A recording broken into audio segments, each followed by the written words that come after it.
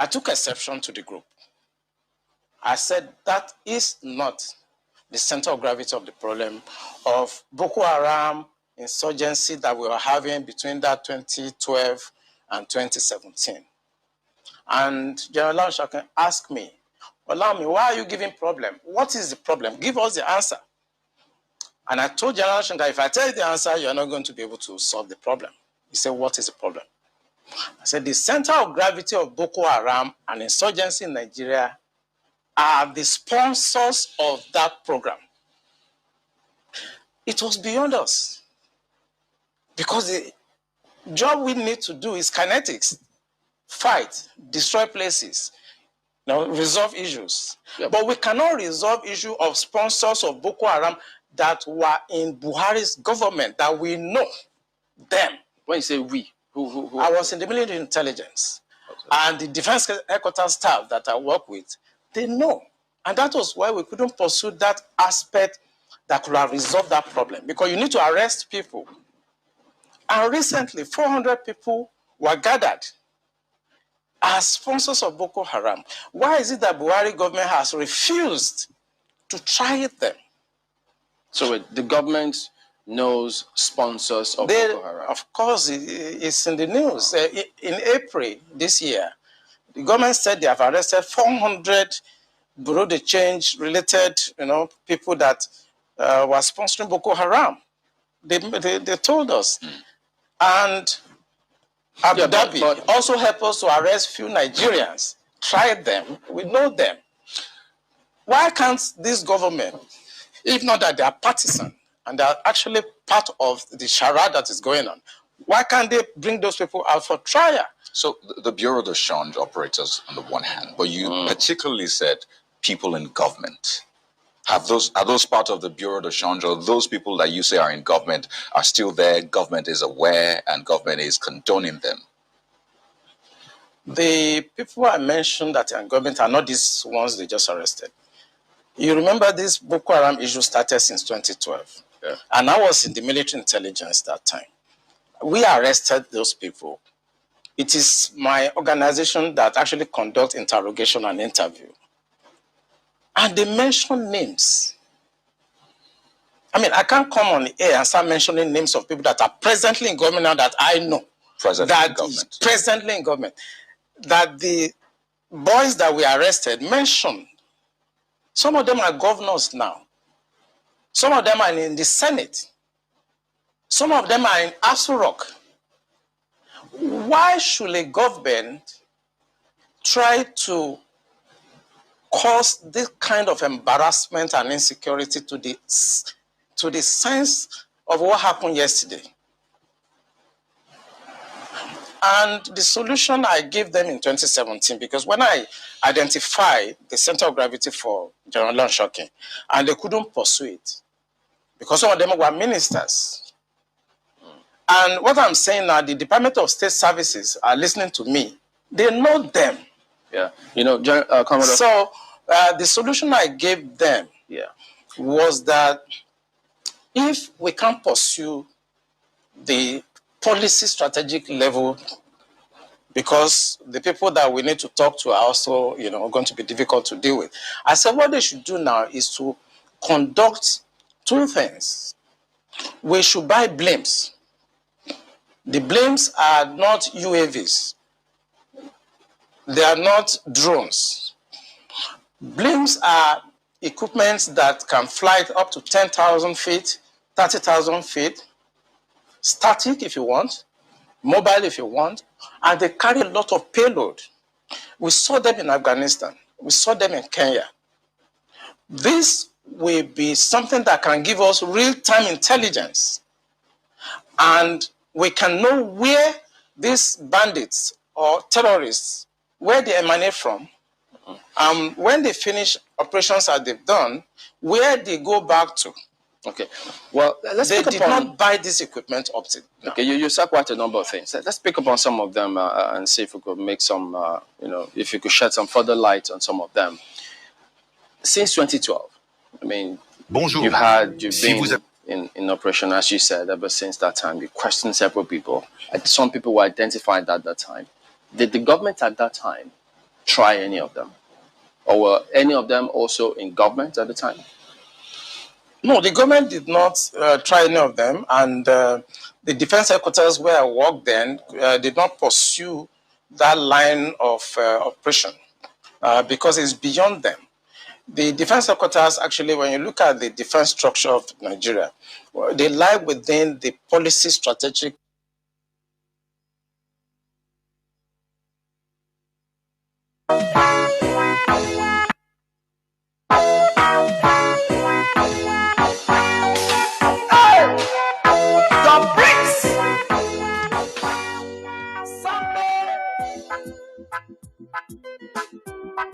Oh na na na na na na na na na na na na.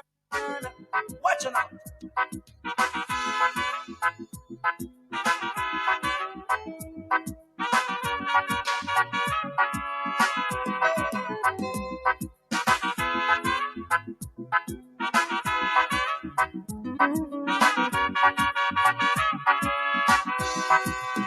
Watch me far away. See me far away, Shabada. Tell me what you saw. I will show you what I have. Because I have myself, self-authentic, say na defense. Make you watch my back. Now wait till you they see, yeah. Unless you have the sense, so go learn to pretend. Do not run away. Kind of over than you. That is why I say, that is why I say, that is why I thought. That is why I say, that is why I say, that is why I am. I was over than you.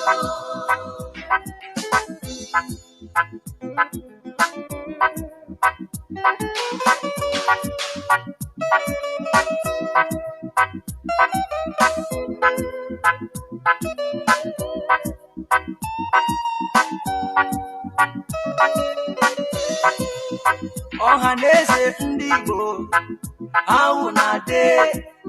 I don't come to speak my mind. With no delay, let them know say una eyes clear about una way. Watch out, many things they happen in that country you dey. So some people trouble upon people every day. Even when you dey, you go talk say you know dey. I need to understand why this one about. I need to understand why this thing apart. The promise that we got and nationalize. The promise we will live and no complaints. Watch me far away. Watch me far away. See me far away. See me far away. Tell me what you saw. I will show you what I have. Because I have myself, then think say na defense. Make you watch my back. Now wait till you they see, yeah. Unless you have the sense, you go learn to pretend. Do not run away. Kind of over than you. That is why I say, that is why I say, that is why I thought. That is why I say, that is why I say, that is why I am. I was over than you.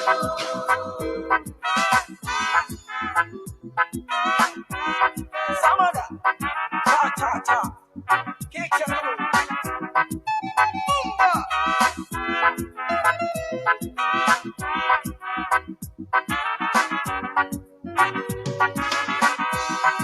I come back again to tell people say, now here we day. We don't come to stay. I say no retreat, no surrender. We're living big, but no array. Look at the soldiers killing innocent Biafrans every day. Look at Islam is killing innocent Christians every day. It's depending on you. It's depending on you. It's depending on you. Chupoki Kogama. Patranya say Maka. Patranya say Maka. I know Ginaka. That is why I say. That is why I thought. That is why I know. That is why I say. That is why I thought. That is why I know.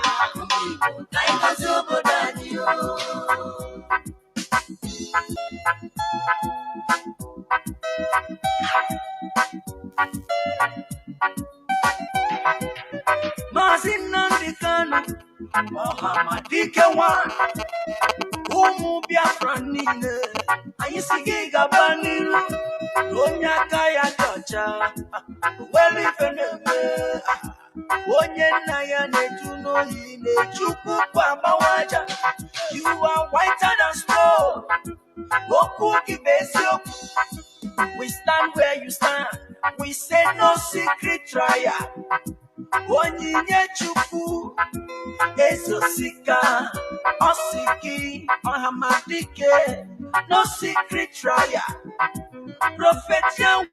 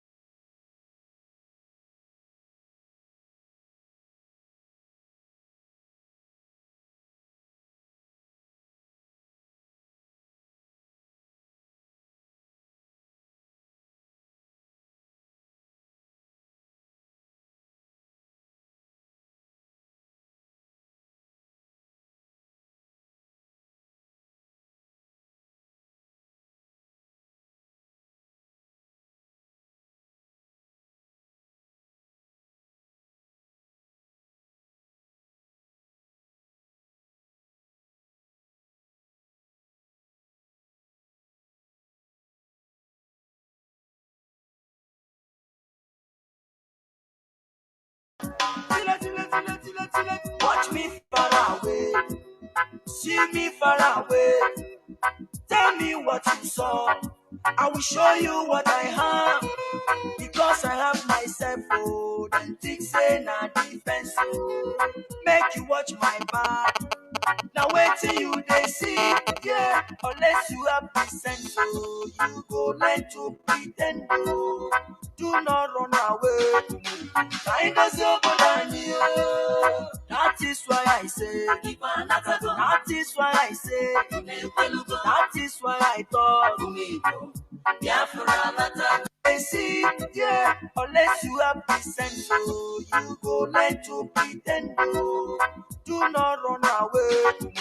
Kind of so that is why I say. That is why I say. That is why I thought. That is why I say. That is why I say. That is why I know.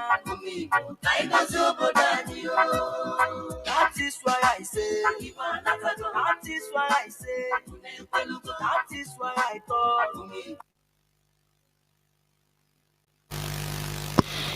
Good morning, good afternoon, good evening, and good night, great Biafrans and lovers of freedom. This is Radio Biafra House of Service coming to you through Radio Biafra London. My name remains Mazi Jonathan Chinedu from Alo province of Biafra Land, and we are here live and direct. Today is the first day of November 2025, being Saturday. Therefore, I welcome each and every one of you to welcome your friends and well-wishers. Yesterday, or is it day before yesterday? Yes. My broadcast was interrupted by technical hitches and it was too late, so that's why it was cut short. So I apologize for that, although it's technical hitches anyway, but we must continue. I once again welcome each and every one of you to welcome your friends and well-wishers to this holy platform where we preach the truth, reality. It doesn't matter how bitter it is, but we say it here.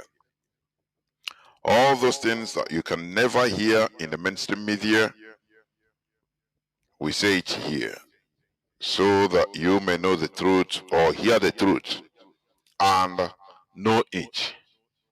And once you know the truth then sets you free.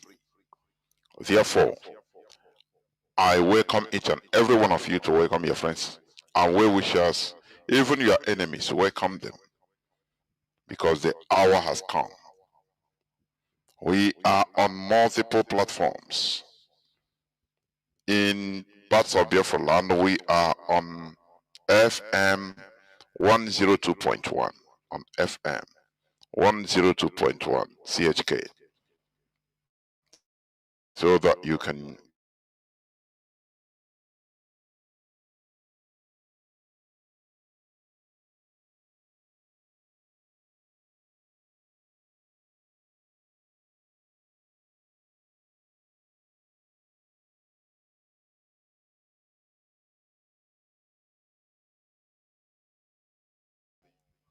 casting on different platforms on the social media. Therefore, you have no excuse not to tune in, log in, to listen. Even we are on our website. I mean, you can log in onto www.ipob.org. You can log in there and you'll be listening. Once you click where it is written live broadcast, and you'll be listening, please invite your friends and well-wishers. Today is Saturday, a day that is dedicated mostly on discussions concerning religion or religious affairs, and we must continue. Therefore,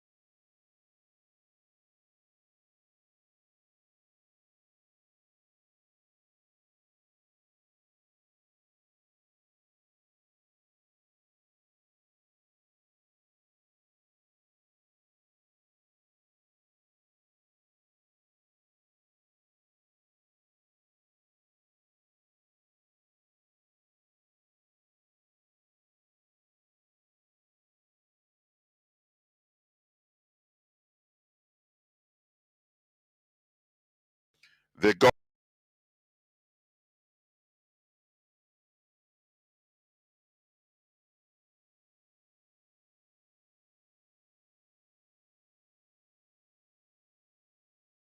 most tedious job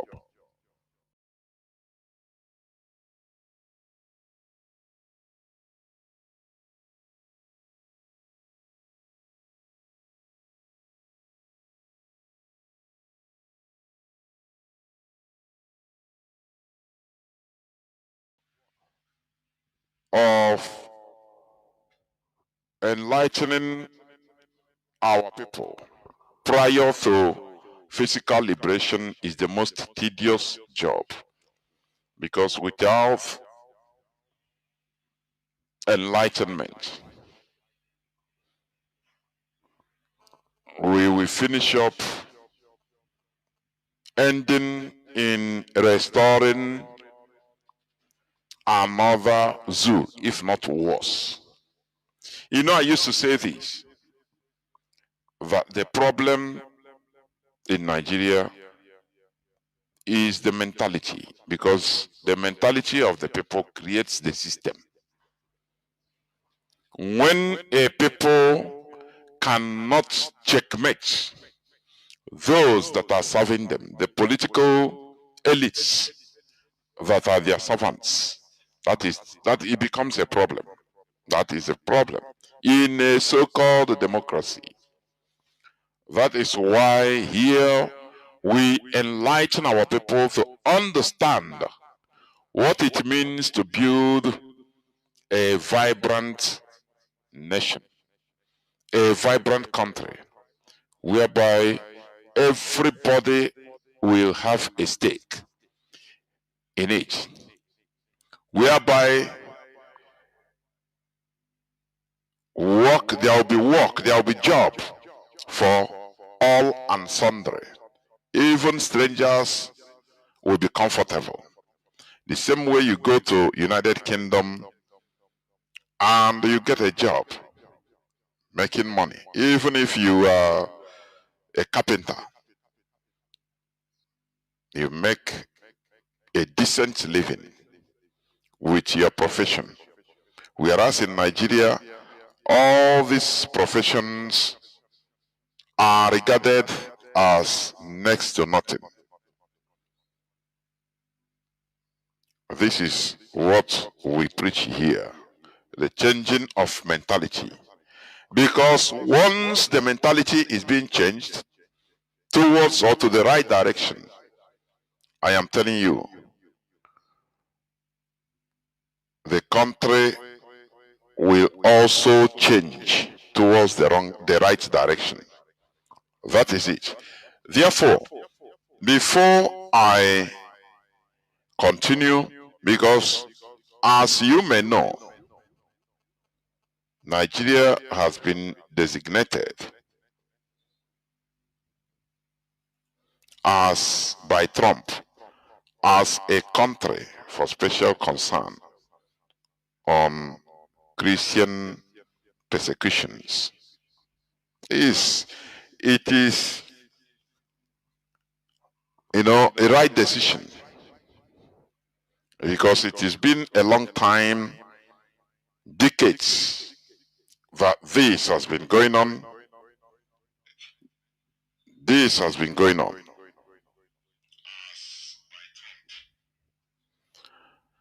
So, it didn't stop there, please. It shouldn't stop there. We must continue pushing. I say, we must continue pushing. This is the beginning. We must continue pushing. Now, I want to just read some news headline, because today I want it to be interactive as usual. I want to read some news headlines. You see people that are defending Nigeria. Somebody like Reno Mukri, very hypocritical. They are.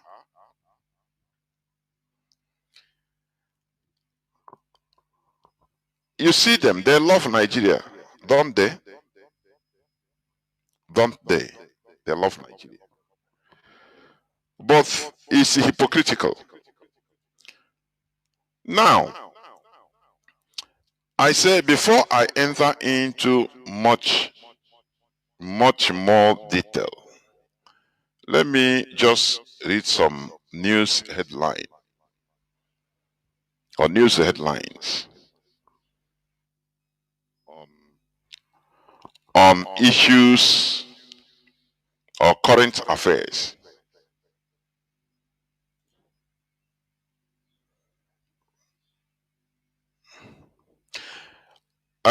This is 2 days ago or 3 days ago. News headline. October 29th. NOA boss says Nigeria risks becoming another Libya, Iraq, over foreign propaganda. Now you ask, what is the foreign propaganda, please?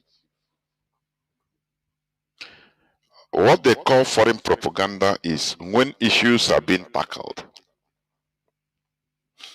The killing of the Christian genocide. That is what they call foreign propaganda. But it is something factual. It is not an allegation. It is something factual. Do you know that? I know, even I put it on my timeline. In 2014,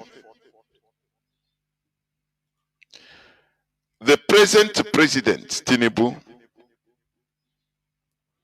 he blamed Jonathan for killing of Christians. He tweeted it. I put it on my tweet, on my timeline, Facebook timeline. Bola Ahmed Tinubu, when he was an opposition, on the 29th day of January 2014, by 8:41 a.m. You know, social media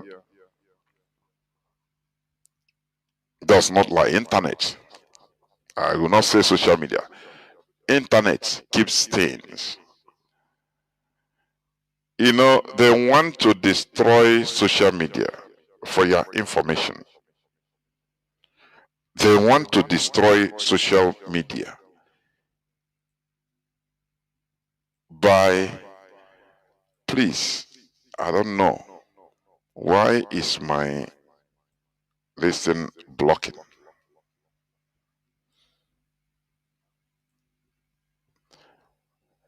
You know, they want to, the powers that be. Okay. The powers that be, they are surprised. I mean, the controllers of this world, they are, you know, they don't even foresee completely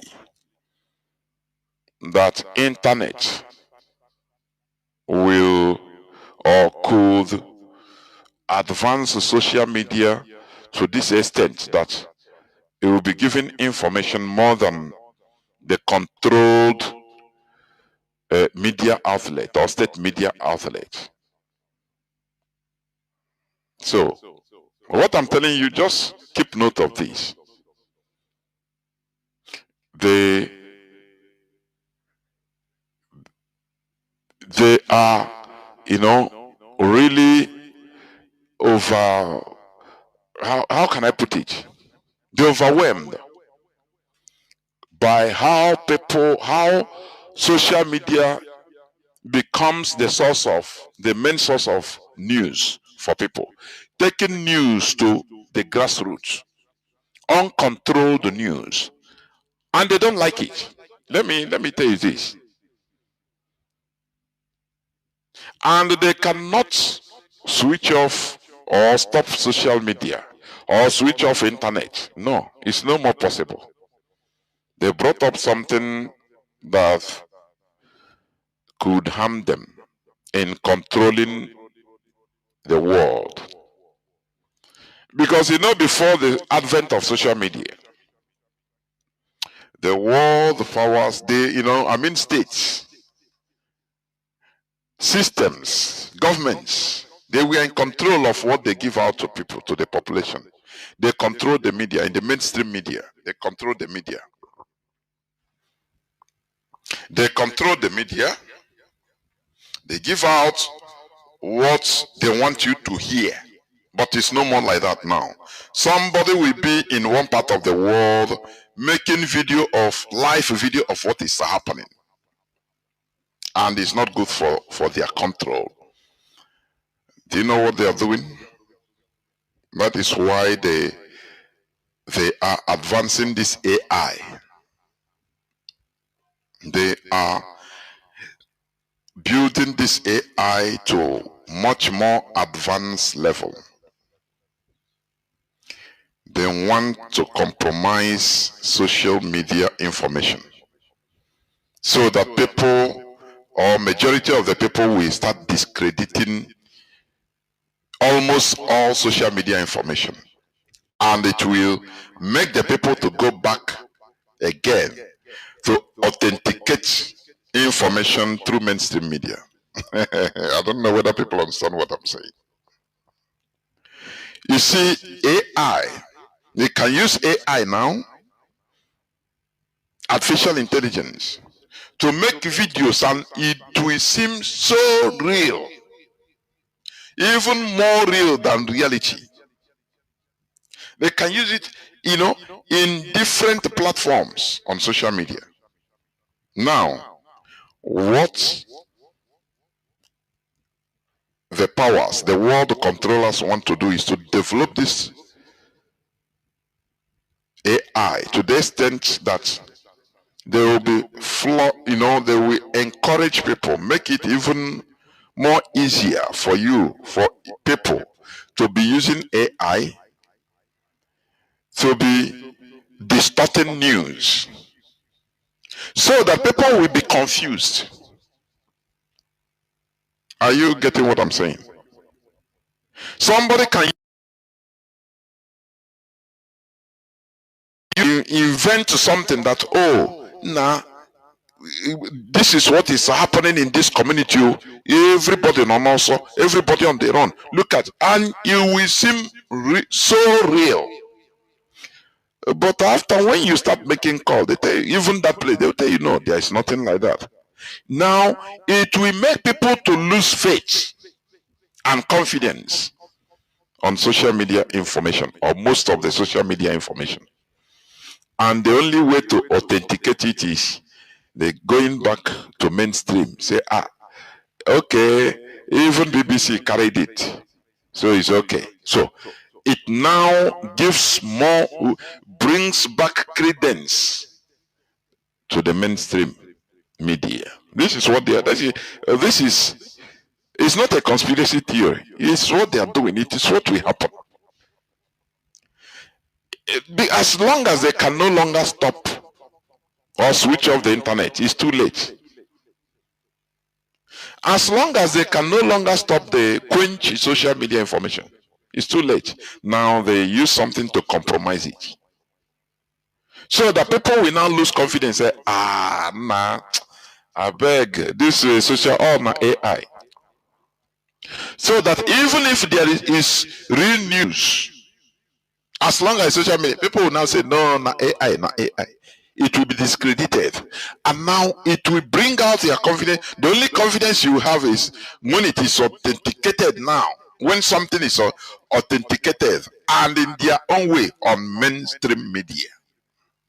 That is going back to the status quo. But in a way.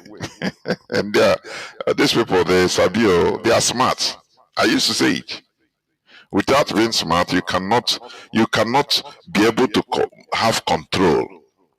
It's impossible. They are smart. I used to say this. They are smart. That is why they are doing everything to perfect the AI technology, so that people will be using it on social media. You don't even need to go and start doing anything action. You'll be in your room, act one, develop one thing, put it in a place that this is what is happening, so place, and you will get millions of views. People will panic, thinking that it is true. Oh, it's life, I'm live. Look at what is happening, without knowing it is AI. When people now continue being deceived, it's just like when somebody comes to a village, every time he comes to the village shouting, lion, lion, lion wants to kill me. When people come out, he laugh, he say they saw that he's joking, it's a joke. They went back sleeping. The following day, we come out and shout, lion, lion, lion. And people will come out. And after they found out that it's joke, at a time when real lion comes, they will no longer believe him. They will say, this is all a fake. I beg, go and sleep. That is to compromise to social media. It is part of the plan, the game plan. The same system they use, or they tried to use on ESN, IPOB, ESN. As they cannot control it, they cannot stop it, now try to form parallel, to compromise it, to demonize it, to remove people's faith on it, to make people hate it, turn against it, the real one.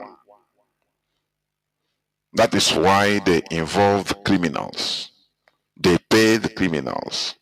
They brought up a criminal in order to do their dirty job, in order to turn the mindset of the population against ESN. Say, Avrotaka, Biafra Wagesia, we don't want it. This is the same thing. So, what I'm talking about, social media, it is the plan, it's coming. It is coming. When people will be using AI to perfection, and you'll be watching, you will no longer know the difference between the AI and the real news or the real happenings. What will you do? Anything you see, you say, nah, this one AI. Nah, it's better I go back to CNN. Now I go back to BBC in order to authenticate my news. That is where we get the real news. There, you going back to the status quo. They will start controlling like before. They are illuminated souls. That is it. But we should be at alert. And this security information we are giving our people, it is real. They have been going in places in Imo, in Anambra, abducting, kidnapping people, our youths. You see this Ebubago, you see this Tiger Base. They are killing our people. We are getting the information every day. They will, if they come at any youth, one or two of them, even just going on his normal business, they will just take you, put you in their armored personnel carriers. When they reach one place, they will gather all of them, kill them in the most brutal way. When you see the video, they cut them into pieces. Innocent people. They are, what is going on in our land is an aberration. They are also kidnapping our people in the name of IPOB members. So, you have to be security conscious. We are living in the evil days. It is always like this. The war our fathers ran away from fighting abruptly. This is what we are, the result of what we are seeing today. I am telling you. The war that abruptly stopped 1970, and our people went back to doing their businesses. Our people went back wholeheartedly with no reserve to Nigeria to take back their vomit. Very shameful. Oh, this is we are suffering. Is what we are suffering today. He who fights to run away, we come back to fight again. If you are going out of your house and poop and leave it there, go out in the evening. You come back, the poop they there. No, but you go remove them. That is what is happening to us. There is nothing, you cannot wish reality away. Are you getting what I'm saying? You can never wish reality away by mere wishes. How I wish it is like this, and it automatically becomes like that. Like as if you have a magic wand. It doesn't exist. That is one thing our people should understand. Chasing shadows, chasing fantasies.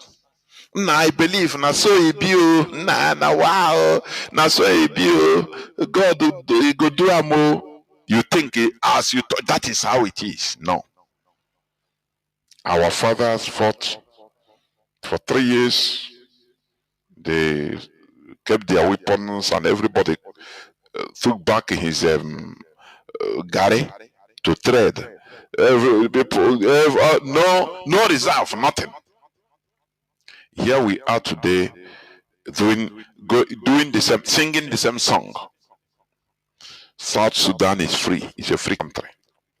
How I will. You know why I used to talk about South Sudan?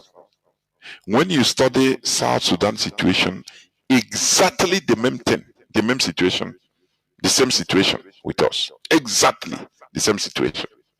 I say, it just photo exactly. These people, they saw, the South Sudanese, they saw right from on the onset, before independence, they saw that, look, Britain is making a move, negotiating with the Janjaweed to hand them over to the Janjaweed in the name of one big Sudan and leave and go. They said, no, Britain, you cannot do this. We will not allow you to sell us to these people we don't know. And they carried arms. They warned Britain no way. They carried arms a year before their independence date. That is in 1955. And they fought for 17 years. Very brutal war. Genocidal war. I will continue repeating this until you study it. Now you start getting sense, understanding that there is no free meal in Freetown. You must pass through the process. Some of our people thought that, oh, you wish something and that is how it should be.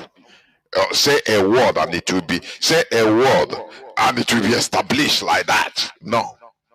This is not in this case, please. You must pass through the process. That horrible, hard procedure. South Sudanese, they did their own, fought, their blood were shed for 50 years, 1955 till 2005. And I think it was 2011 they got their complete independence. The war ended in 2005 after millions were killed. Genocides were committed against them. And they persevered. 2 wars for that matter. 2 wars. That's why when I check, I look at some of our people, I wonder. No, we have fought the first war. No, no need though. Please let us remain like this. Instead, let us suffer in Nigeria and remain. Instead of we cannot be able to afford another war. But South Sudanese, they did that, and today they are free. It's a free country. They have their own passport. You don't have. You are still shouting. Is it not Christian genocide we're still shouting in Nigeria? Who are the Christians mostly? Is it not Biafrans? Is it because we are not openly talking about it? Is it not Biafrans? Now what are you talking? Still the same cry. Something we would have done since that time, and by now we will get our country. You fight to run away. You fight and run away, you come back. Unless you want to become perpetual slave. And that is what some of our people want. to be perpetual slave. Now, even if anyhow, so that we can be making, that is, this is one of the main reasons why the Bight of Biafra we are referred to as slave coast, because of the mentality of the people. Instead of fighting evil, our people learn to, align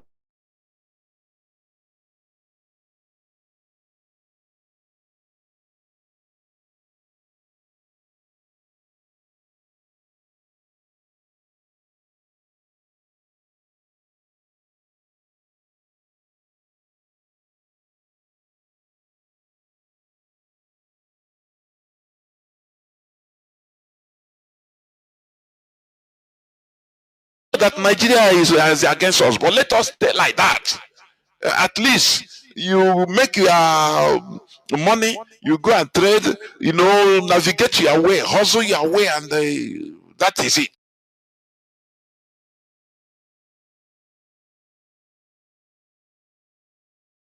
And people be talking like this. They love living in bondage. Yes, go and beg, go and make your personal contact. Make personal contact. Now, Igbo people, now you are smart. You have to go do your personal hustle. Through you make your personal contacts, and you live in peace. We don't want the peace of a slave. We don't want to live in the peace of slavery. No.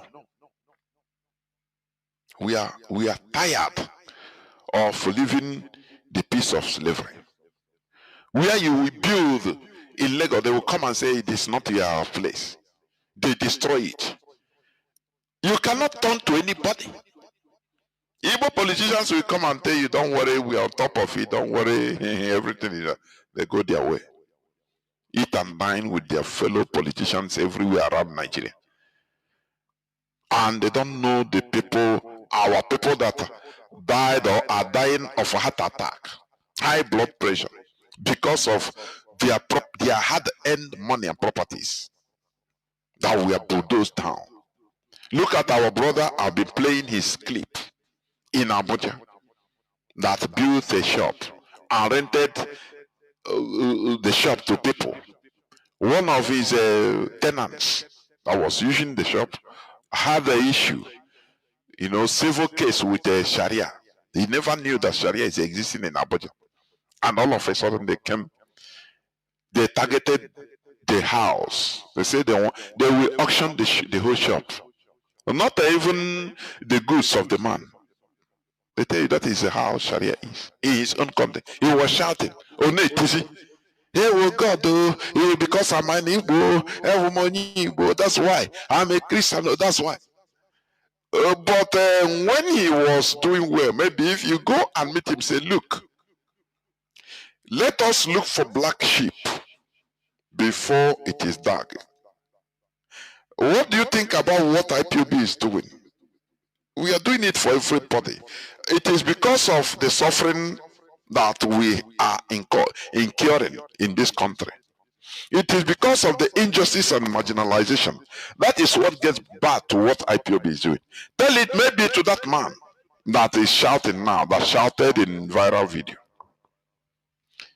When things are going, he will not know. He said, no, the way we are to do, I beg, no one cause problem. Nigeria, we are all Nigerians. It's okay. So please stop what you people are doing. But when problem, Nigeria happens to him, he will start shouting. That is how many of our people are. And it's very, very pathetic. Simply pathetic. But we must continue. We must continue. There is no way of going back because we have no back to go. So, Bola Ahmed Tinubu, he tweeted on the 29th day of January 2014 by 8:41 a.m. that the slaughtering of Christian worshippers is strongly condemnable. it calls to question the competence of Jonathan to protect Nigerians. Do you see? They use people's lives to play politics. Instead of, you know, having an overhaul or solution, irrespective of who is in power or not. They use it to play politics. Now, in 2014, he blamed Jonathan for Christian killings. Today, he is in power. Do you see it? And the same thing is going on. Now, that's why I say, but Christians, please, it is time for us for so-called Christians, please, in Nigeria. Whether you are practicing Christian or you are cultural Christian, it is time for you to reject being a sheep. Man, sheep, not go to sheep. The stupidest, the most stupid of all animals. Sheep.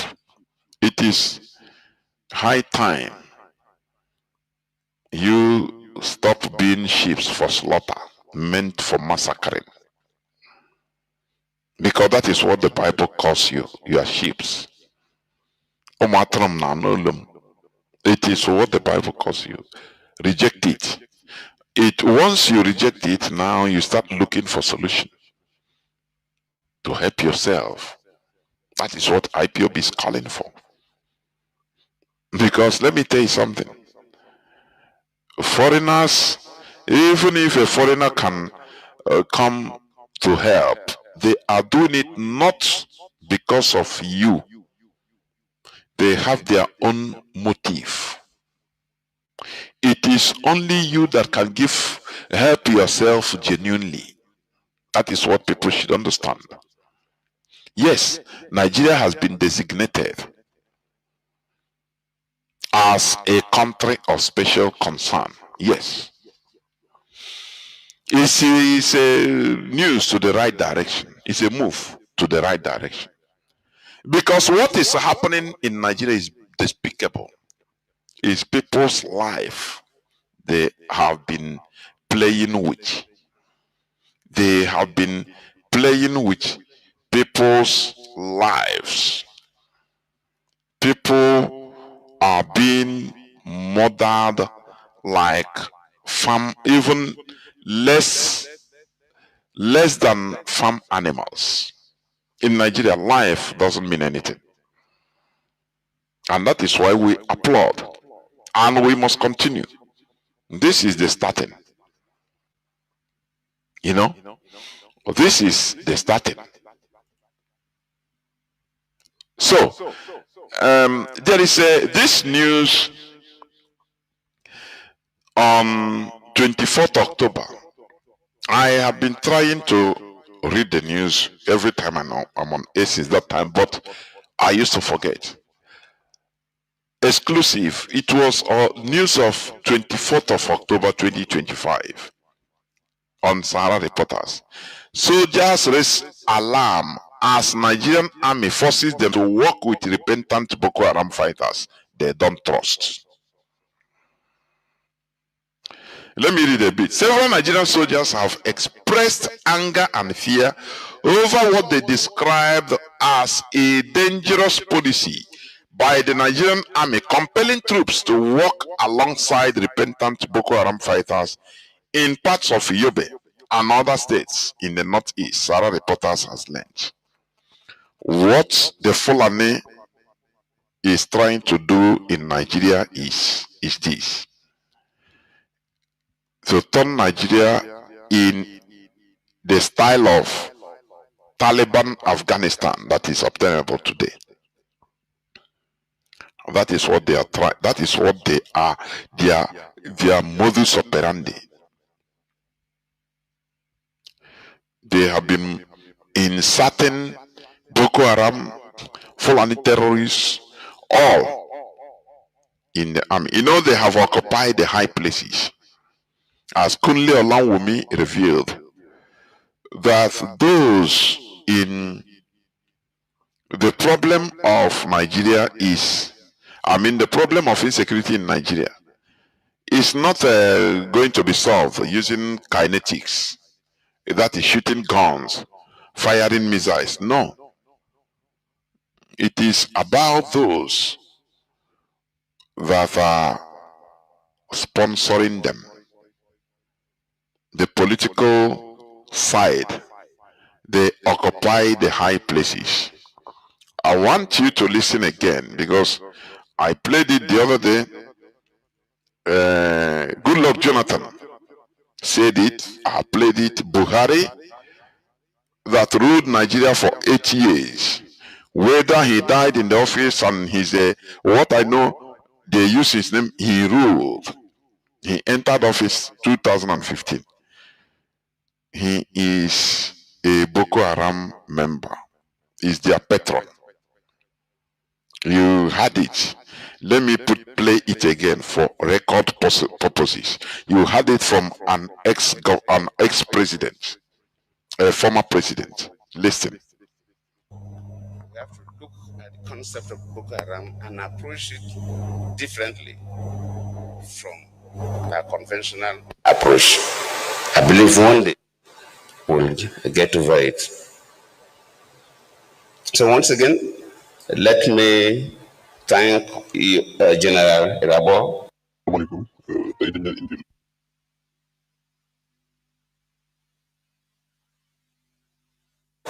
for this, because I always appreciate people who clearly document events, so that maybe sometimes when we write our own, we'll borrow from your documentation. And I believe that all the military officers who were involved in this Boko Haram saga should be able to give us information about what the Boko Haram stood for. If it is only about hunger, because we tried different options, I don't need to give a sermon. It will look as if I'm trying to defend my own government. That will come up later when we will document, we write our books. But I believe we took different options, we set different committees. We tried our best within that 5 years that I was there. I believe late Buhari too must have tried his best, because one of the committees we set up then, the Boko Haram nominated Buhari to lead their team to negotiate with government. So I was feeling that, if they nominated Buhari to represent them and have a discussions with the government committee, then when Buhari took over, it would have been an easy way to negotiate with them, and they would have handed over their guns. Do you see? Good luck, Jonathan made a very big revelation here. Though confirming what we know, but when such statements came out from a former president, it is no longer a joke. But what did Nigerians do? Nothing. Nada. Niente. Rien. That when he was the president, during his during his course to find the solution to the Boko Haram issue, that him, the president, they set up, his government set up, he ordered committees to be set up in order to negotiate with Boko Haram. And at one time, Boko Haram sent Buhari to be their leader, to be, in forefront with other Boko Haram delegates to lead the negotiation. What do you talk of that? Which means a Boko Haram was the president of Nigeria for 8 years. That is exactly what it is. And that is the reason why during that course of Buhari regime, many things went wrong. He openly endorsed directly terrorism inside the government. Direct. They brought report about terrorist sponsors from even outside, from foreign intelligence, which they know they gave to Nigeria. They didn't make any arrests. They didn't do nothing about it.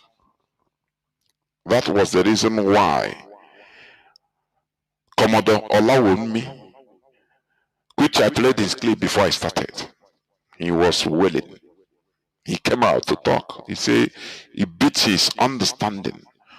He said the regime of Buhari brought Nigeria more than back to even before independence. People don't understand that. And people are crying, talking of bandits. Which these are Fulani terrorists.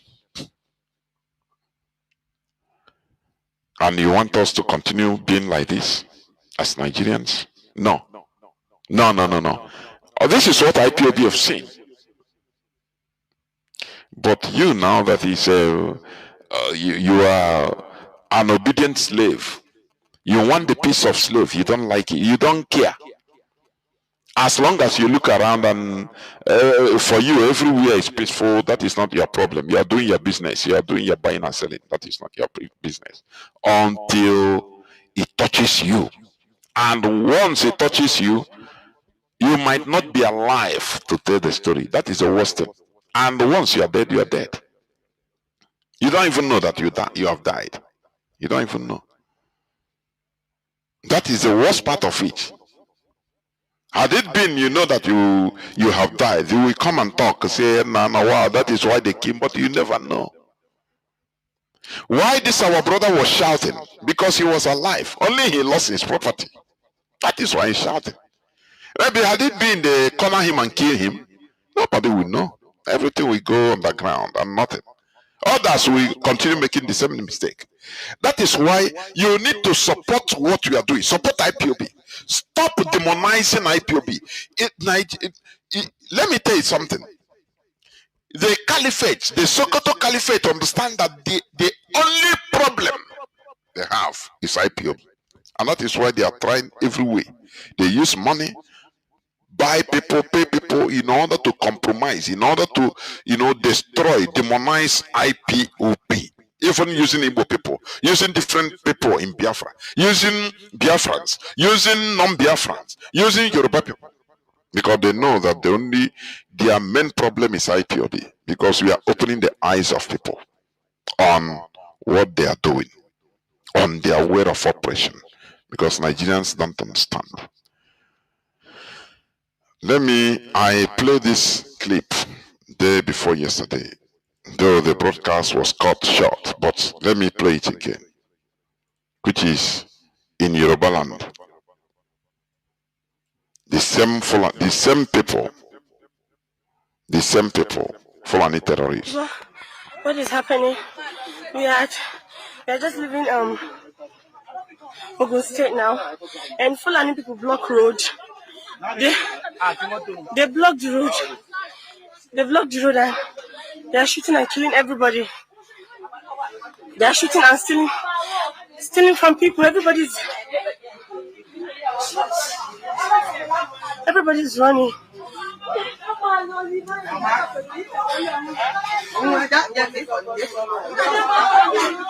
See, we had to park our car at the front and run.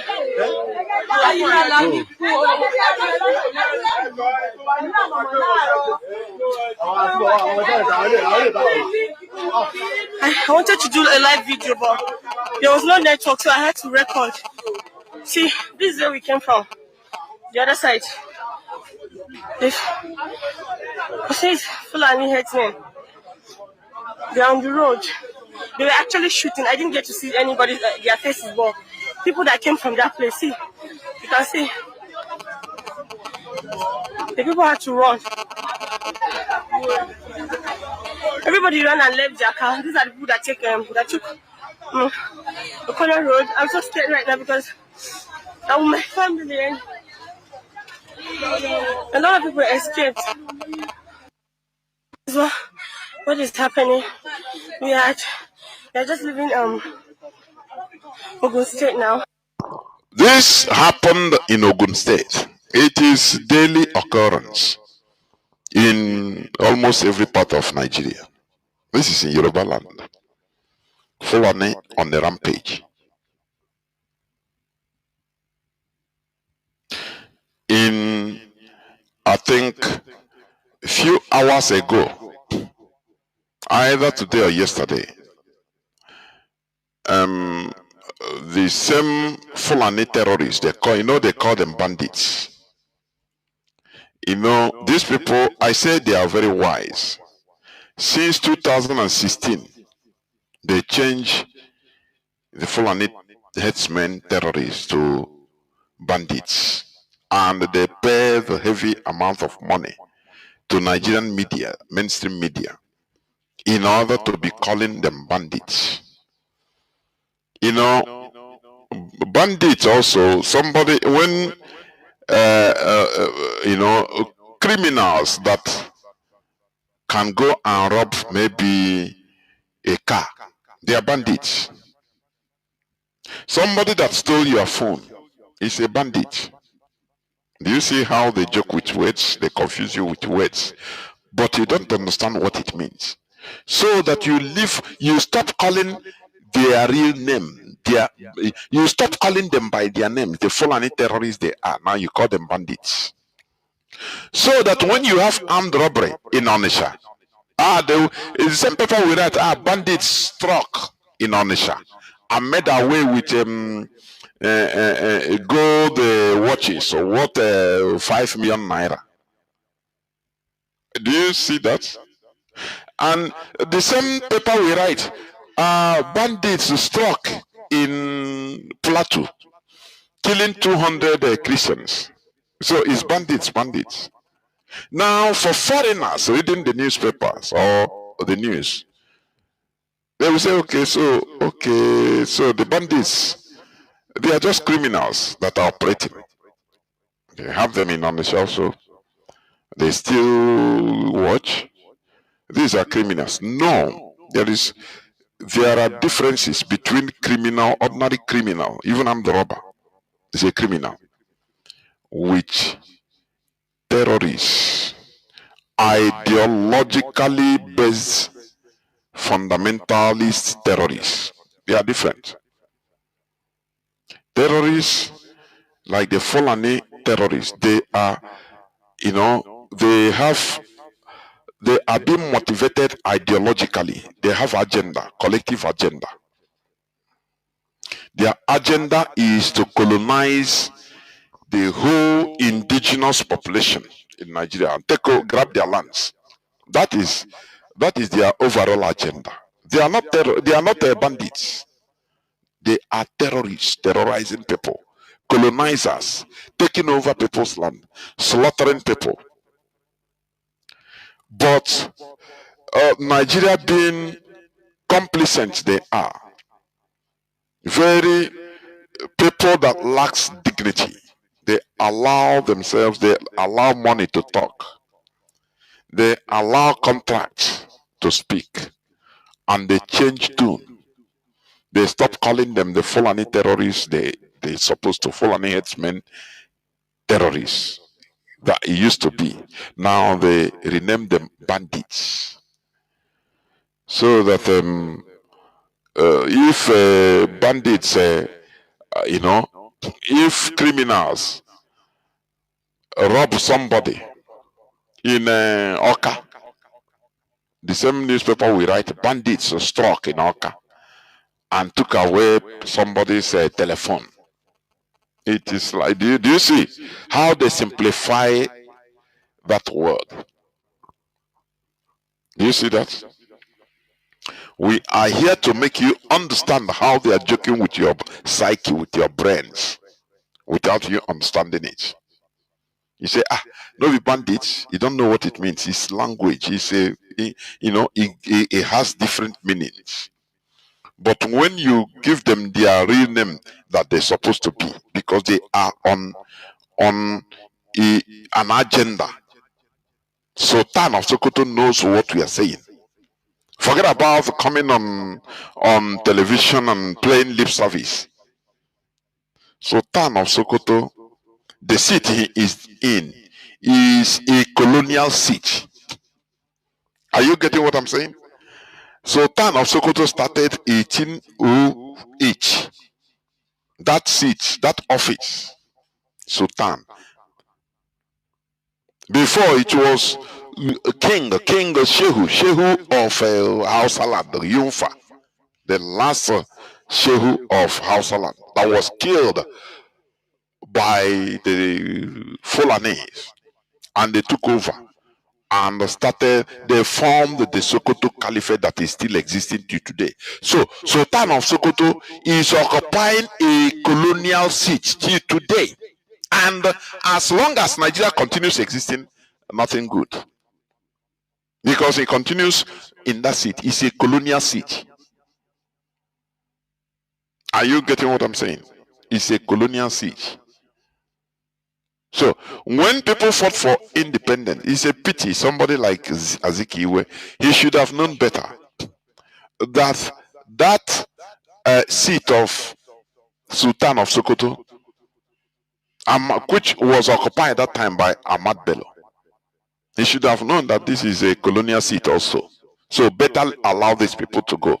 Better you do what the South Sudanese were doing that time. Because when Nigeria was clamoring for their flag independence,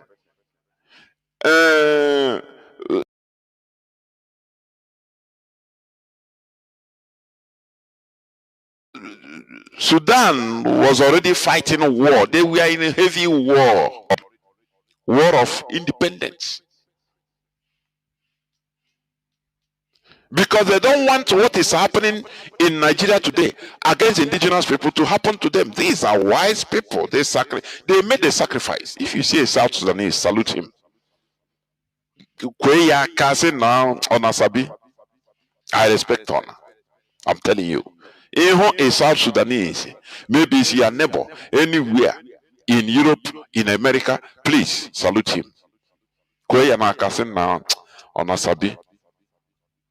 It's not easy.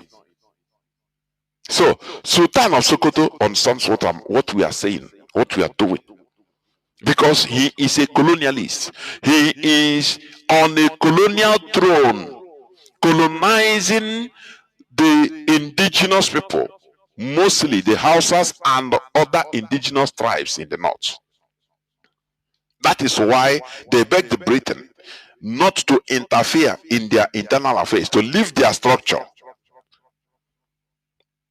To leave their structure that they have formed, let it be. Leave the caliphate for them. Please don't touch it. Don't bring your Western education to there. We have already education which we impose on them. So leave them for us. And now we become your vassal. Anything you want them to do, the population, now tell us. We will gladly tell them, command them to do it. So Sultan is in a colonial seat. He's a colonizer. Because before 1808, there was nothing like Sokoto Caliphate. There was nothing like that. Sokoto Caliphate was founded in 1808 after the war, 4-year war, by Ottoman Danfodio, for your information. That is why they want to use the umbrella of Nigeria in order to bring every part of Nigeria under the umbrella, under the carpet of the Sokoto Caliphate. That is the grand plan, and that is what is happening. That is why they will bring Boko Haram, say don't kill them, they are repentant. They told you that Boko Haram and Fulani terrorists, killer headsmen, they are their freedom fighters. And you are still looking elsewhere. What are you looking? Now, the Nigerian soldiers, they are not comfortable. They say these so-called repentant soldiers, repentant Boko Haram, they embed them, force them to be inside the military, so that they will be working with the Nigerian military. And the soldiers are not happy. They raise alarm. They say these are terrorists. So what am I saying? That the Sokoto Caliphate is trying to take over Nigeria through the Taliban style. Listen, when America was in Afghanistan. They were fighting the Taliban. They call the Taliban the terrorists. Yes, okay. Now, the Americans, they are foreigners.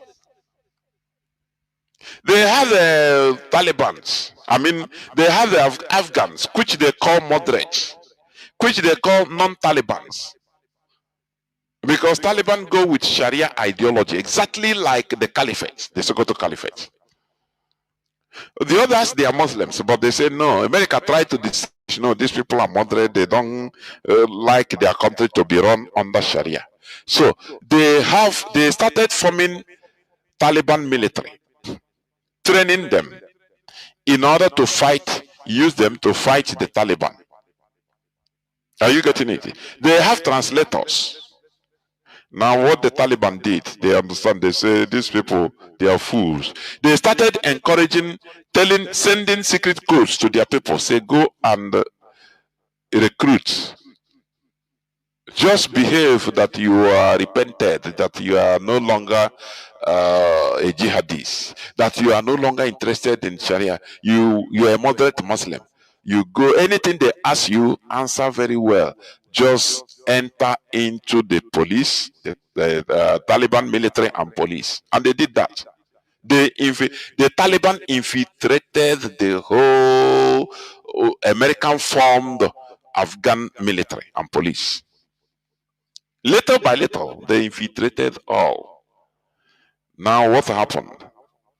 When they know that they have gotten the number needed in the Afghan military, they started sabotage. Even they will be inside with the American military. The Afghan military, one infiltrator will just carry gun and shoot the Americans and all the people there and kill himself. America started suffering heavy casualties. They will go in a war front in order to fight the Taliban. The Taliban infiltrators in their midst will turn against them. Will be giving the Taliban the information, their position, everything. America saw that now this is difficult. They have to run away. And they surrendered to the Taliban, to their brothers, without firing a shot. That is what the Caliphate wants to do in Nigeria. But Nigerians don't know. They are still playing politics. They are still in the business of hating IPOB. They are still in the business of hating Igbos. Sometimes you see that what is happening to Nigerians, they merit it. I'm telling you. It's only because it's touching people that is not supposed to be touched. That is it. They are embedding Boko Haram, ISIS, terrorists, calling them repentant Boko Haram into the Nigerian military. And the Nigerian soldiers are crying out, say, look, these people are not trusted. These people are still terrorists. They are selling our positions to their old friends, the terrorists. And it is true, endangering their lives.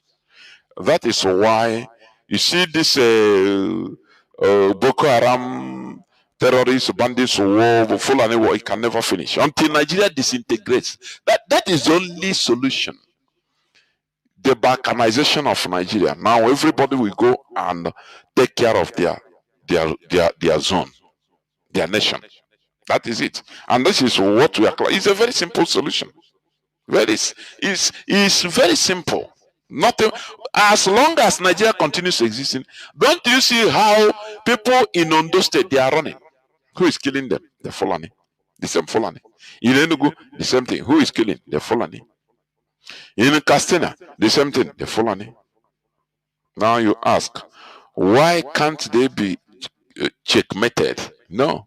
Because they have their people in the high places. Buhari was one of them. And he have installed many of them. Even the second in command today, Shetima, is a Boko Haram.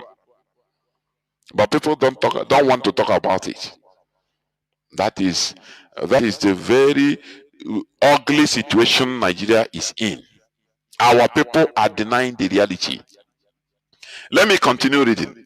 According to multiple military sources who spoke exclusively to Sahara reporters, the soldiers said their commanders were forcing them to patrol, share intelligence, and even live in the same camps with former Boko Haram members who surrendered to the government despite this deep distrust and repeated cases of betrayal. This is it. And the people are yapping. Nigerians are yapping. Insecurity in Nigeria. How do we solve this? But the insecurity, you know the cause. You are seeing it is mopping at you. But you are playing politics with it. So, what do you think? Now, let's go. Let me play what one Adamu said concerning the designation of Nigeria as a country of special concern. I want you to listen. He made a lot of sense. I want you to listen. Designated Nigeria as a country. The United States designated Nigeria as a country of particular concern for the purpose of genocide. Remember, this is a Muslim speaking. Maybe it's an Hausa or another indigenous tribe, because in the north there are more tribes, far more tribes in the north than in the south, where you cannot even compare. The number of tribes in the north is far more greater than that in the south. Many people didn't know, but continue listening. Genocide against Christian population. The United States designated Nigeria as a country of particular concern for the purpose of genocide against Christian population. This means that the US is now going to start official procedural proceedings against Nigeria in some strategic interests where Nigeria is a concern, especially in the area of weapons deployment, because they believe that some of the official weapons that is being supplied to Nigeria find its way into the hands of these terrorists that are committing such genocide. So an action is going to be taken against them. One of the sorts of concern with that designation is that the President of the United States, Donald Trump, is not just standing on the CPC designation. He is also requesting that the House Appropriation Committee chairman and some of the committee responsible, like Tom Riley, to sit down and come back and report to him. And he claims that he will not stand idle by to see fellow Christians are being killed in Nigeria. Most possibly, there is a program or a plan for the boots to be on the ground in order to help prevent the genocide. Most possibly, this is also one of the factors that they are likely going to consider. It means that the general failure of Nigerian leadership may lead to the US boots on the ground in Nigerian soil. And this is very, very damaging to this country. So it means that there is a general vote of no confidence on the current leadership system of the country. They believe that there is a general failure of leadership to provide security of life. Listen, what this man is saying is true, but it's not about the failure of the current leadership only. It is the failure of the Nigeria system. Because when you talk about the current leadership, it becomes politics. No, is this one, is Tinubu? No, it has been there. So this thing needs a collective overhauling of the system. It's not only about Tinubu. You know, in 2014, I've read about 2014 Tinubu's tweet blaming Goodluck Jonathan as the then president of condoning Christian massacre. So it is the system. Because when you allege it, when you pinpoint it to the present system or present government, it seems as maybe the former ones are good. No. It is the same thing. It is the system. It needs overhauling, which you cannot get under Nigeria. It's impossible. Remember that the killing of Christians is one of the reasons given by South Sudan. They made it is a very big point to divide the country. You don't know, when people don't know that. It's a very, because you say, okay, why should we be in the same place where we become victims, always slaughtered? We don't know their system. Their system is Sharia. We don't know it. They condone terrorism. Yes, okay. But this is not our system. That is why that our brother was shouting in Abuja. Because he don't know the system. Do you get it? So this thing is something that if we push more, is something that the international community could see reason with us to divide Nigeria. People don't understand this because they are morons. They thought that it's just a joke.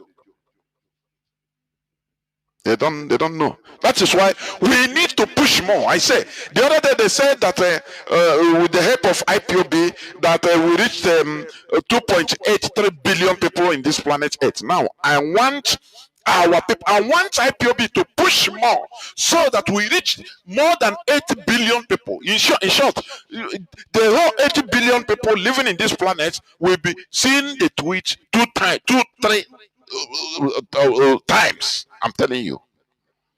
People don't know the window that has opened. People don't know this because of either ignorance or the hatred to Igbo. Just continue listening. The US boots on the ground in Nigerian soil, and this is very, very damaging to this country. So it means that there is a general vote of no confidence on the current leadership system of the country. They believe that there is a general failure of leadership to provide security of life and property, and that they must do something extra to be able to help in provision of this protection for the life and property of some of the citizens in Nigeria that they're concerned about, especially the Christians. And I believe that's what it's trying to do. So here is what I want to say. The Muslims in this country should not see this as a direct attack against them. Listen here. Rather, it's a direct attack against the militant terrorist organization. So, and there should be no issue of anger pointed towards some Christian population simply because of this is happening, but rather there should be a general consensus and understanding between the citizens of Nigeria so that we should all understand that there is a failure of leadership in the country, especially the political leadership and the security leadership, to provide the necessary protection that is required for a peaceful and prosperous society. Now, ask yourself, why is it failure of leadership? Because this Adamu is making sense, but is simplifying the whole issue.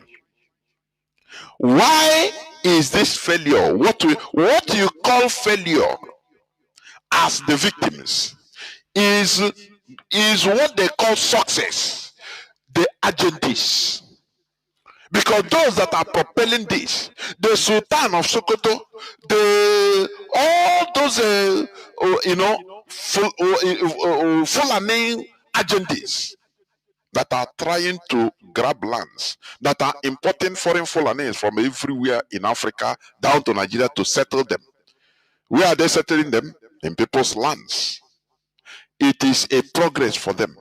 But we that are victims, we say it's a failure. No, it is not. For them, it's not a failure. Are you getting me? For them, it's a success. That is why Sheikh Gumi has been running up and down defending the terrorists openly.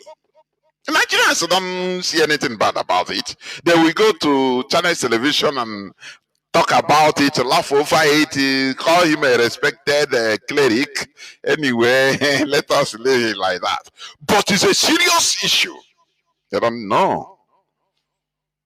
Only what they hate IPOB. You ask them, come, let us reason together. What is your reason for hating IPOB to this extent? Your hatred allows the Fulani to gain ground, to get their ambition.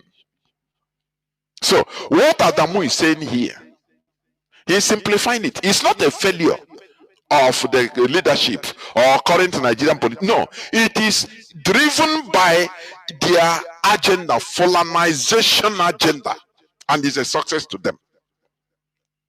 So, for you, the victim is a failure, but for them, it is a success.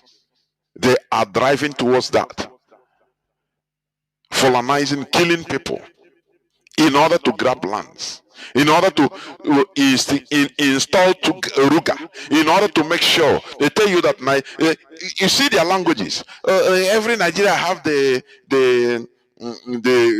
right to walk, roam around anywhere in Nigeria, both in the bush, everywhere, and with his cows. That is what they want. Fulanize everywhere, cause chaos, cause problems everywhere, kill people, and the people will be on the run all the time. That is a success to them. So what you are calling failure, it is a success to them. Continue listening. Led us to this problem. So the problem should be viewed from the lens of being generic, not from the lens of being religious division, that will lead to religious division between the Christians and the Muslims. And do not forget, the only interest group that went to the United States to present in the US Congress this concern are the Christian population. Possibly, if there is a Muslim population's delegation that also found their way to the Congress and expressed concern about the genocidal killings that takes place against Muslim population in Nigeria by the same terrorists, maybe that designation will have also happened. You see, I don't know whether you understand what this man said. He made a very big point here. Now, why are people maybe complaining? Is it only Christians that they are attacking? No, people shouldn't non-Christians shouldn't complain, mostly Muslims. Because it is the Christians that lobbied this. They raised their hand and shouted. And is there real Christian genocide? The answer is yes. There are proofs. People are killed, massacred because of their faith. Muslims are also killed, but nobody knows why they are killed because they are not making noise about it. Do you see where Fulani is playing everybody? Let me, I've been saying this. Fulani is playing everybody, both Muslims, fellow Muslims, and non-Muslims. They are playing Listen, ask yourself, why is it that the Muslims have not been complaining, even going to the international community, crying about the targeting of Muslims? Why? Remember, during the time of the first term of Donald Trump, when Buhari visited him in the White House, he confronted him with exactly the same question. Why are Christians killed, targeted? He said, no, it's not only Christians, Muslims are also. Before Buhari could land to Nigeria from that mission from Washington, I could remember there was bomb blasts in a mosque, whether in Kanu or Kaduna, that killed many Muslims in their prayer, in order to showcase that it is not only Christians. Yes, we know that, but this is about politics. The Fulani is using this as a way in order to captivate, to confuse everybody, but we are at alert. Let me tell you what they are doing. That is why I say, when people say Islamization, you might be right in one way, but it is not their mission. Their overall mission is Fulanization. And this Islamization, if you continue shouting it, you are even playing along their own line. You are towing their own line. It's advantageous to the Fulani. Are you getting me? Because when the non-Fulani Muslims hear you talk against Islamization, They also feel bad. They say, no, if it is that, which means they are right. Let them spread it. I'm a Muslim, though I'm not a Fulani, but our religion must expand. Do you see that? So they lend them a support. The non-Fulani Muslims lend the Fulani jihadis support because they use religion to rally them around the Fulani. These people, I don't know whether you understand it. It's very profound if you understand it. That is why I say there is a very thin line between that thing you call Islamization and Fulanization. The Fulani, they are using each. They are using Islamization. Why are they using that word? In order to rally all indigenous Muslims around them, in order to help them carry out their act of Fulanization. The same way they are using, the unity of Nigeria is non-negotiable. Everybody, we are all Nigerians. They use that term, Nigeria, in order to rally people around and deal with Biafrans. But after now, come and take your Nigeria. Come and live your Nigeria in peace. The Fulani will pursue you from your ancestral land and take over your land. That is what they are doing. Once they have rallied around, use one thing or the other to rally people around, one sentiment, either religious sentiment or Nigeria sentiment or the North sentiment. Now, after you help them get what they want, they turn against you. They now, when they come in, they become seated. Now they show you their true color. And by that time, the people you help them to kill will no longer come to your head. You're alone. You see that? It's a political ploy. That is why I don't like calling what is happening Islamization. No. I like to differentiate it so that people will understand. And the Fulani will know that we know. They will know that we know their plan. We know what they are doing. But when you overall call it Islamization, they laugh. They say these people are singing our music. It's good. Let them continue. Because that Islamization will also help rally the non-Fulani indigenous people that are Muslims to their cause. Don't you see? The Igbos are crying that we want to Islamize them. Is it not good? You help us to Islamize the infidels, the Onyamani. It's in the Quran. So you are Muslims. We are one people. Help us. Enter. We kill them. You see, you are playing on their you are playing on their smart game.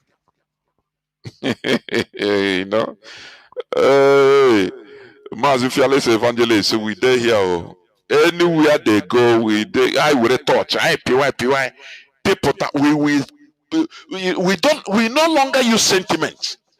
Any plan they bring, we will go there and remove it and expose it. We will light touch there and understand and know what they are playing at.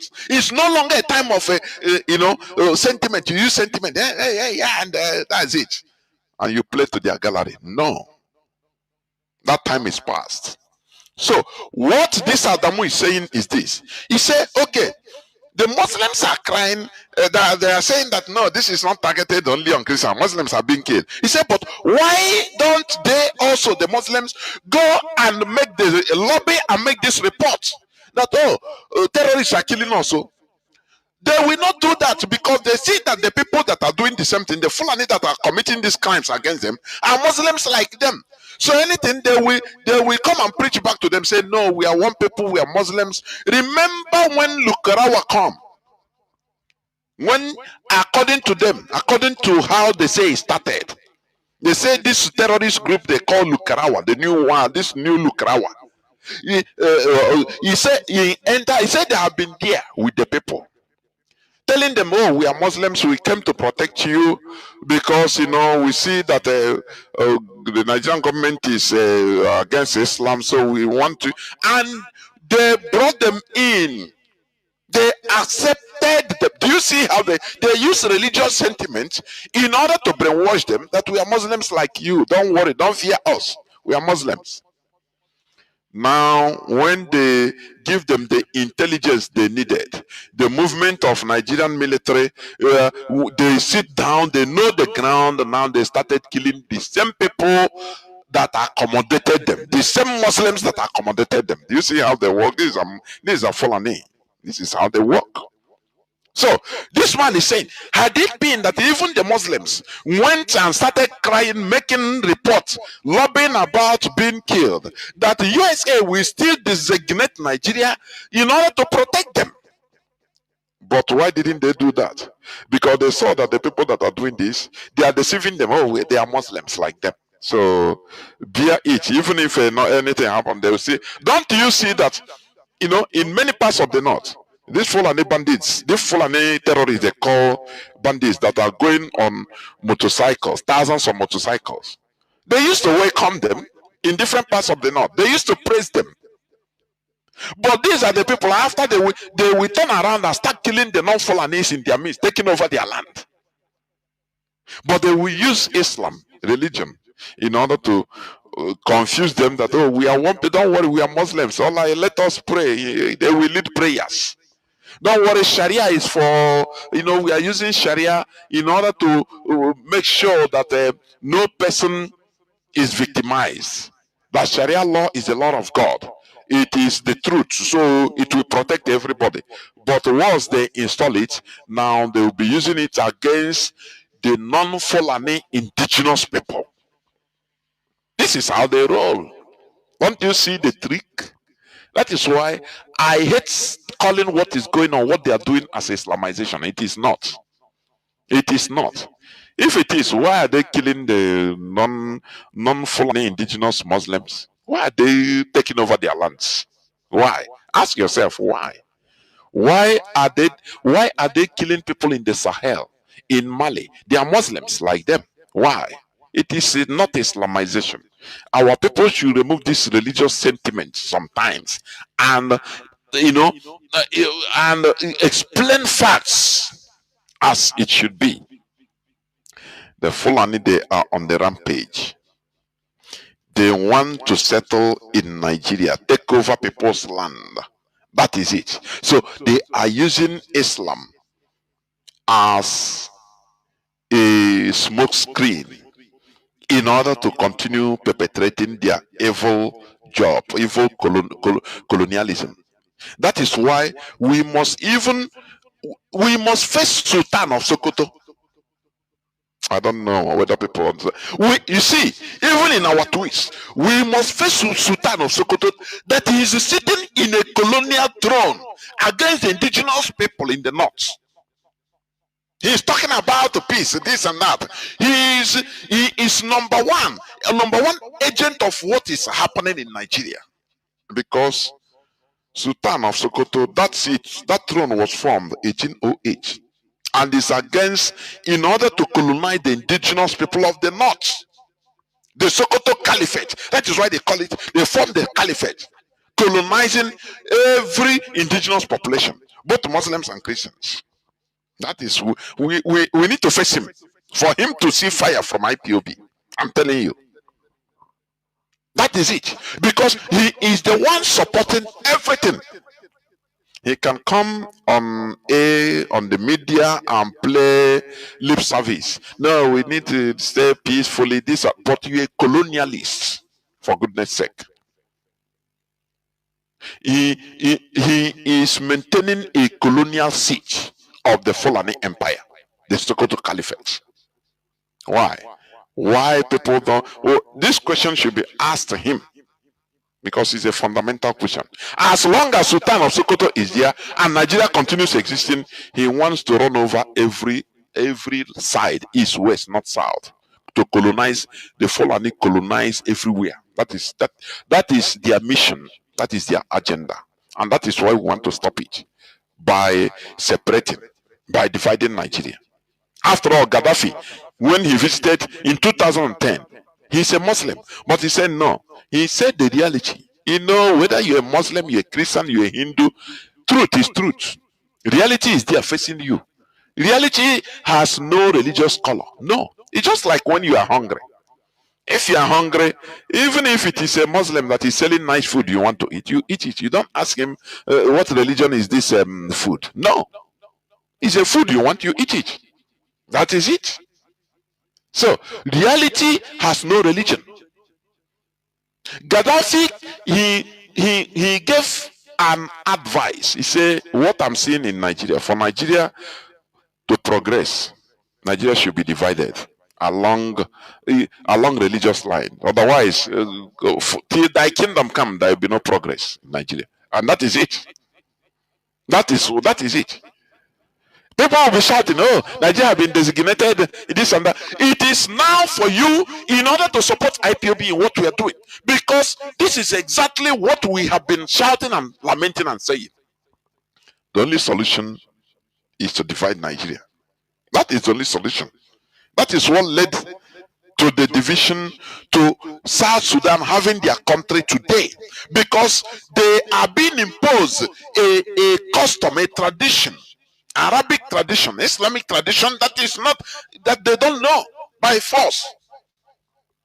So they continue pushing that point that they are not Arabs, that they are not, they are traditional people, African religion and the Christians. So no person can come and impose their religion and their way of life on them. That is why in, I think 2011, they said no, these people should go, or 2005. 2011, that these people should go and get their country. They are right. They have suffered. That is it.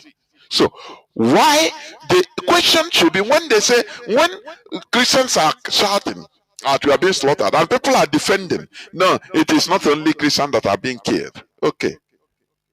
Why are the other people not talking? Why have they not been lamenting? That is a big question. Do you know the answer lies in the colonization trick? Oh, we are all Muslims. A Shegumi will come and talk to everybody. Say, no, we are all Muslims. Don't worry. This is, these are misguided people. It is not their fault. It is Nigerian fault. So bear with them. We are all Muslims. You should understand. He will quote one Quranic verse. And the Muslims will understand. They will bear their grief. They will not talk. They will say, after all, we are all Muslims. Do you see that? Sultan of Sokoto will come and say the same thing. And they will all bear their grief. They will swallow it. But the non-Muslims, the Christians, they don't know this. They are killing them. After all, Sheikh Gumi will be sending secret messages telling them, look, Christians, deal with them. How many times did some of his messages came? He told the terrorists, the Fulani terrorists, that look, at one time he came up that look, the people that are killing them, the Nigerian military attacking them, are not Muslims in the Nigerian military. What do you think? What do you think? So he's sending some messages that no, when you people should take it easy, it is only when you see the Nigerian military personnel that are non-Muslim, that are Christians, you kill them. So they are playing games with Islam. That is why that Sheikh Gumi was rejected and deported. The Saudi government wanted to jail him. Many people don't know. They heard him, they wanted to jail him. He made the SOS call, appeal to Nigeria. And Nigerian government, because they know, the Nigerian government, they know the caliphate. They know that if they allow Sheikh Gumi to be in jail in Saudi Arabia, it will make a very big case for IPOB. So they did everything in order, they played their diplomatic card with Saudi Arabia to release him. Say, don't worry, we are going to jail him in Nigeria. Because Saudi Arabia, Saudi Arabia is the capital, the birthplace of Islam. You know that. But if Sheikh Gumi is fighting for the interest of Islam, do you think that Saudi Arabia will deport him or will try to jail him? The answer is no. They know that he is using, tarnishing the name of their religion, using it for their ethnic agenda of colonization. That is what we call colonization. But Nigerians don't understand it. They don't know. Here we explain to you. Continue listening to this man. To present in the US Congress is a failure of leadership in the country, especially the political leadership and the security leadership, to provide the necessary protection that is required for a peaceful and prosperous society. And that is what led us to this problem. So the problem should be viewed from the lens of being generic, not from the lens of being religious division, that will lead to religious division between the Christians and the Muslims. And do not forget, the only interest group that went to the United States to present in the US Congress this concern are the Christian population. Possibly, if there is a Muslim population's delegation that also found their way to the Congress and expressed concern about the genocidal killings that takes place against Muslim population in Nigeria by the same terrorists, maybe that designation will have also happened.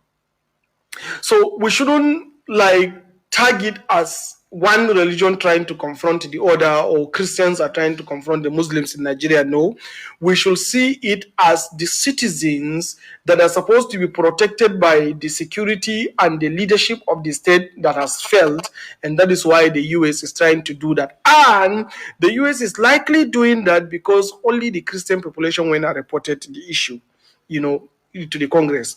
Should the Muslim also go and report, they may likely be designated. So this should not instigate any religious differences in Nigeria, but rather it is something that all of us share, that there is a general failure of leadership, both in the political class, most especially the political class, then of course also the security, particularly the political class, because the political class are supposed to provide all the necessary resources for the security to function.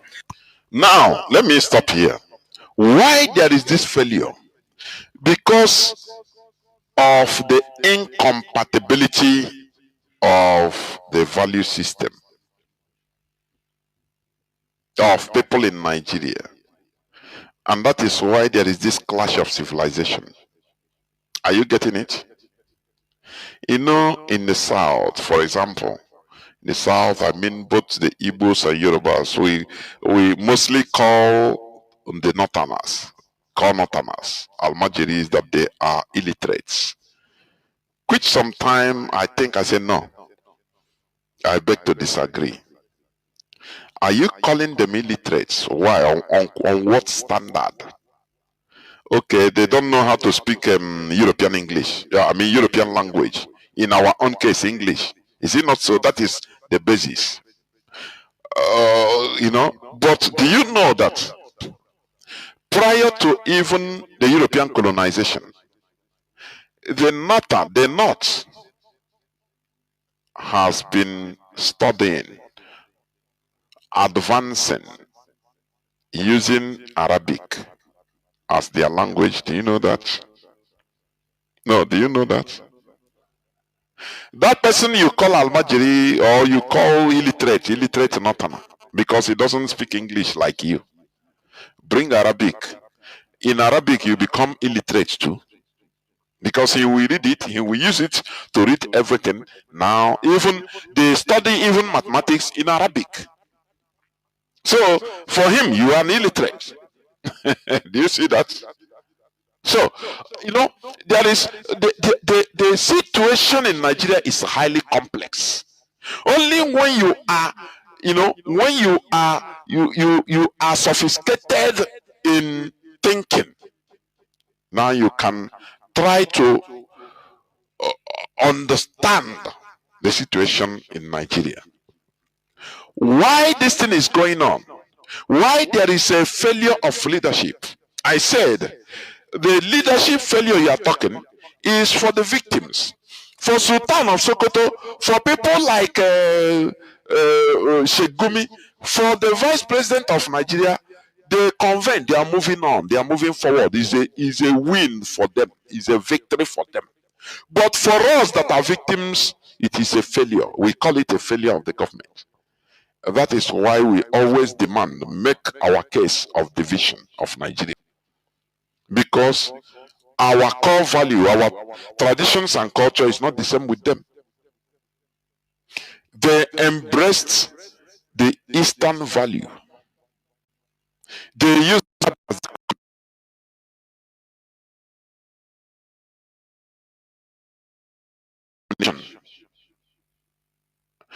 1,000 naira. They have Arabic inscription. In naira, do you know the reason? You know, before we say, oh no, because we have been Islamic. No, because Nigeria is accommodating people of diverse value system, people of different civilization. Some are Arabic civilization, some are European civilization. So that Arabic inscription you see there is, they wrote it so that an average Hausa Almajiri or that studied Arab, he doesn't read English alphabet, European alphabet. He will be able to read that Arab. As you are seeing that Arab, it doesn't make any meaning to you.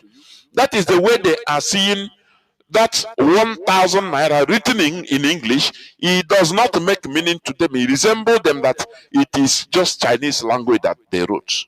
They don't know anything about it. But when they see Arabic writing, they see it as naira, bu, naira. How do they say 1,000 in Hausa? I don't. They write it. They read it. They say okay. They understand it. It is two kingdoms vying for supremacy, clash of civilization in Nigeria, and that is the basis of IPOB, for us to do what? To separate, because we can never advance as one people. It's impossible. It's impossible. What you are calling killing, destruction, failure of leadership, it is what the Fulani is pushing, calling victory, that they are advancing. Are you getting what I'm saying? If the Sultan of Sokoto is hearing this, he understands more better. Because they do, after all, they do meetings, secret meeting. Have you forgotten when the whole Fulani of the whole world gathered in Abuja during the time of Buhari, I think 4 or 5 years back, to do meeting, sponsored by Nigeria, where Magban, Mietiala, these Fulani headsmen killers, the bandits, we are given 100 billion naira openly. Have you forgotten? And you are saying, well, yeah, the source of insecurity in Nigeria. Yeah. Whereas some people, Fulani are moving on the agenda very fast. They are moving. It's a progress to them. Don't you know that? Don't you know that? You that is talking about one Nigeria. Yeah, an Igbo man talking about one Nigeria. Know that you are a sacrificial lamb. One Nigeria means Sokoto Caliphate taking over everywhere. And that is what they are doing. That is why they Fulani, they are on the rampage. The Nigerian military will be given command not to do anything, not to attack the Fulani terrorists. Not to attack. Leave them. That is a success to them because they are on the high places. Do you see that? So, this is the reason why the Christians are making their point that there is a genocide, Christian genocide in Nigeria. But the issue, one of the most baffling is the Christian that the Jews, they are so undignified, they are so corrupt that they cannot talk freely when it comes to solving problems. You don't see people like Adebayo speak about this Christian genocide, but they are the people that championed what do you call it, protests against Jonathan when he was the president. Have you forgotten? They continue shouting to the public, to their Mumu Christians or Mumu members, that good luck is bad luck. Buhari is the savior. Where are they now? Do you see them talking loud in something that should save their people? The people that they should be protecting. No. It tells you all you need to know. It tells you all you need to know. They are serving the same purpose to the Fulani Caliphate.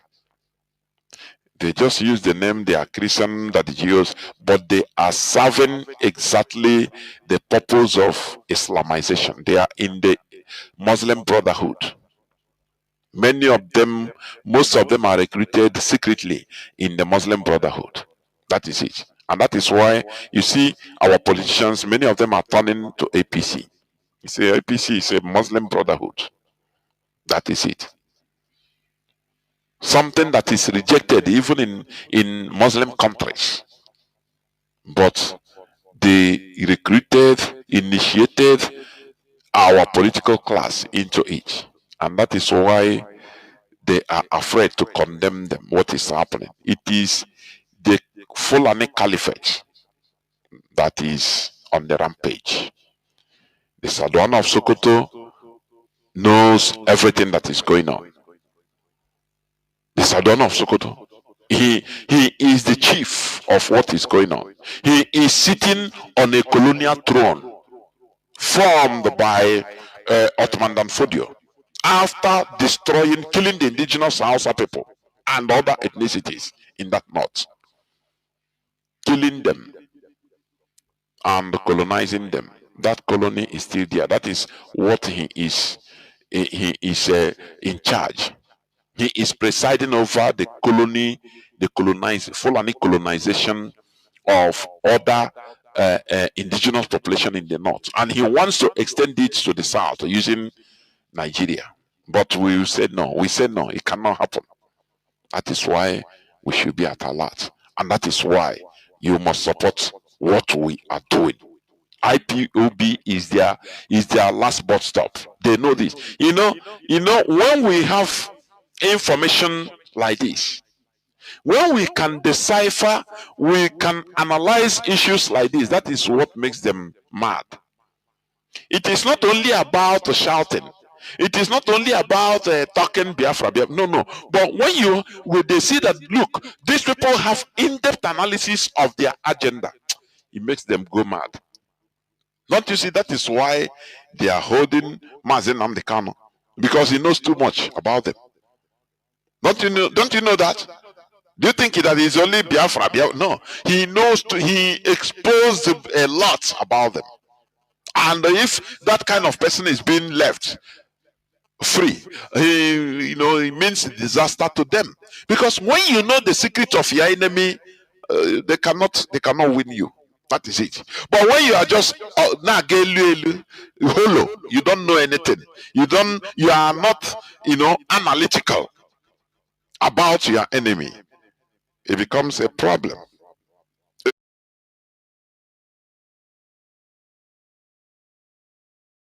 Your enemy will look at you and laugh, and even allow you, say, leave this one, let him continue. But when you understand any step they want to make, you already analyze it to the public. Are you getting it? That is why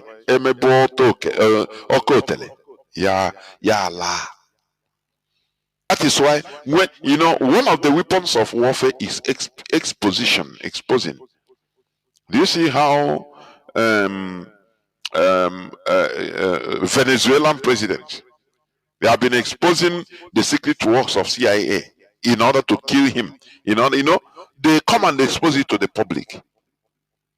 Once you expose something like that to the public, now it will no longer, they know that so they tried another method. So what the Fulani is doing is using Islamization, jihadism, in order to rally the non-Fulani Muslims around them, to use them to join their rank and file, telling them, oh, we are going to, it's jihadism. It's sanctioned by Quran. Allah wants it. These non-believers, we are going to kill them unless they turn to Islam. By that, they rally the non-Fulani Muslims around them, use them in order to get what they want. Now, once they get what they want and become seated, they will turn against them. They will now unleash their real agenda of land grabbing. Those indigenous people, they will go and pursue them. Those people will say, but we are Muslims. So they say, come on. They kill all of them. Now they will no longer have any mouths to talk to anybody. That is what is happening to them. Because many of the Muslim, northern Muslim victims, They accommodated these terrorists using Islam as sentiment. They use it as a sentiment to come. No, we are one people. We are one Muslims. Don't worry. Are you afraid of us? They'll quote one chapter, one surah in Quran.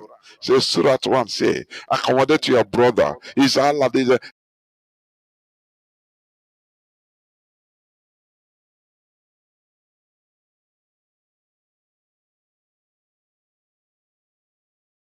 The person will give you everything, even allow you to stay in his house. Once they get the base they want, they slaughter the people. Because when they look at it, they say, these are Muslims.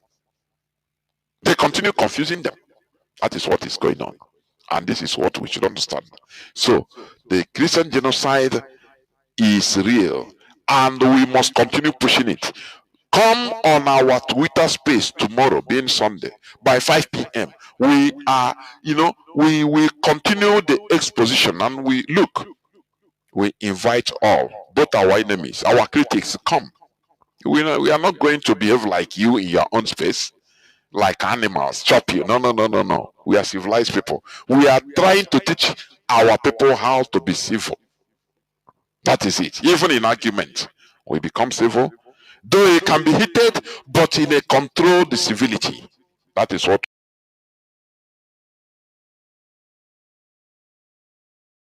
we are trying to teach and our people to understand.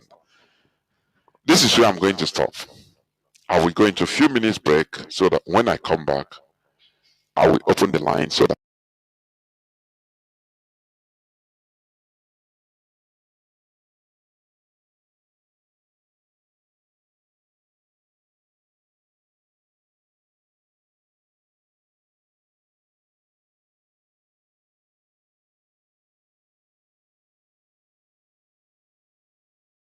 interest where Nigeria is a concern, especially in the area of weapons deployment, because they believe that some of the official weapons that is being supplied to Nigeria find its way into the hands of these terrorists that are committing such genocide.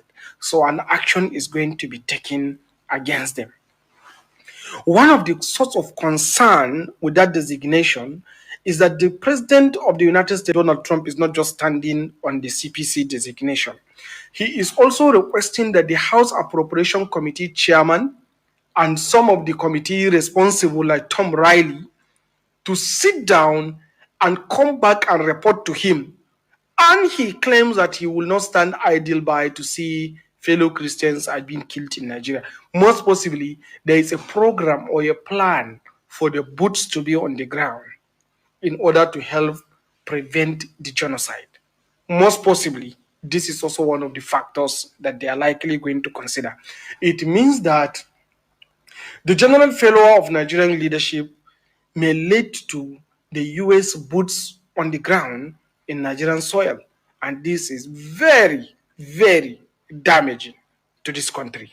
So it means that there is a general vote of no confidence on the current leadership system of the country.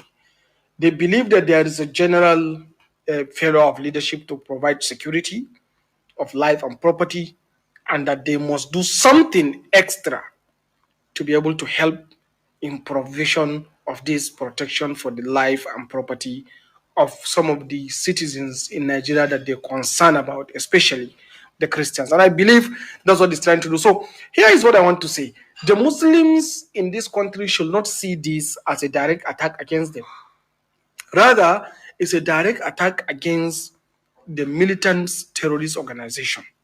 So, and there should be no issue of anger pointed towards some Christian population simply because of this is happening, but rather there should be a general consensus and understanding between the citizens of Nigeria so that we should all understand that there is a failure of leadership in the country, especially the political leadership and the security leadership to provide the necessary protection that is required for a peaceful and prosperous society. And that is what led us to this problem. So the problem should be viewed from the lens of being generic, not from the lens of being religious division that will lead to religious division between the Christians and the Muslims. And do not forget, the only interest group that went to the United States to present in the US Congress this concern are the Christian population. Possibly, if there is a Muslim population's delegation that also found their way to the Congress and expressed concern about the genocidal killings that takes place against Muslim population in Nigeria by the same terrorists, maybe that designation will have also happened. So we shouldn't target as one religion trying to confront the other, or Christians are trying to confront the Muslims in Nigeria. No, we should see it as the citizens that are supposed to be protected by the security and the leadership of the state that has failed, and that is why the US is trying to do that. And the US is likely doing that because only the Christian population went and reported the issue, to the Congress. Should the Muslim also go and report, they may likely be designated. So this should not instigate any religious differences in Nigeria, but rather it is something that all of us share, that there's a general failure of leadership, both in the political class, most especially the political class, then of course also the security, particularly the political class, because the political class are supposed to provide all the necessary resources for the security to function. But the political class has failed to provide these things, focus on corruption and stealing. And that is why the security are failing, which is leading to the massive rise and general killings by the terrorists. So this should not instigate the citizens against one another. Rather, we know where the problem is. It's coming from the failure of the political class. Thank you. Welcome back. This is Radio Biafra House of Service coming to you through Radio Biafra London. My name remains Mazi Jonathan Chinedu from Alu province of Biafra London. We are here live and direct. Today is the first day of November 2025, being Saturday. Therefore, our lines are now opened. And as I said, for your information, the former Hausa king before, or the Hausa title, the king Hausa king title, prior to this, they are being conquered by the Fulani, are renamed Sokoto Caliphate. It was Sarikin Hausa. The Sarikin Yunfa was the last king of Hausa land, of Gobir. So we must continue. So our lines are now open. Our WhatsApp and signal line remains the same. Plus 61 405 142 547. I repeat, plus 61 405 2 547. I repeat for the third time, plus 61 405 142 547. Therefore, call us and give us your view. I have callers already lining up. Caller on signal. You are the first caller. Mazi Akas, I think you are. Can you hear me, Mazi?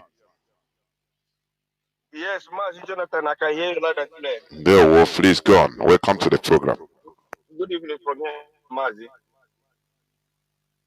Mazi Jonathan, I had an opportunity to bless you and give you the strength to do this work. I know sometimes it's so tedious, but we will keep this work because it's a way of our freedom. We have no other way. We must continue to do the needful. Biafrans, lovers of freedom. My name is Mazi Akas. I'm calling from Austria, and I'm serving the indigenous people of Biafra as IPOB Austria National PRO. Mazi, according to what we have heard from you this evening and the enlightenment you are trying to preach to the world for them to know that Nigeria is not a place where Christians are saved. Millions of Christians have been killed in Nigeria, and the Nigerian government are dancing with the perpetrators that are committing this crime. These Fulani herdsmen terrorists, Boko Haram terrorists, Iswap terrorists. All these terrorists they created, created in Nigeria that are killing Christians till this day. We are talking about people are making, doing their eyes left and right as if they are not seeing it. Even when the poor people that they have been killing in that contraption called Nigeria are shouting on top of their voice, calling the world for help.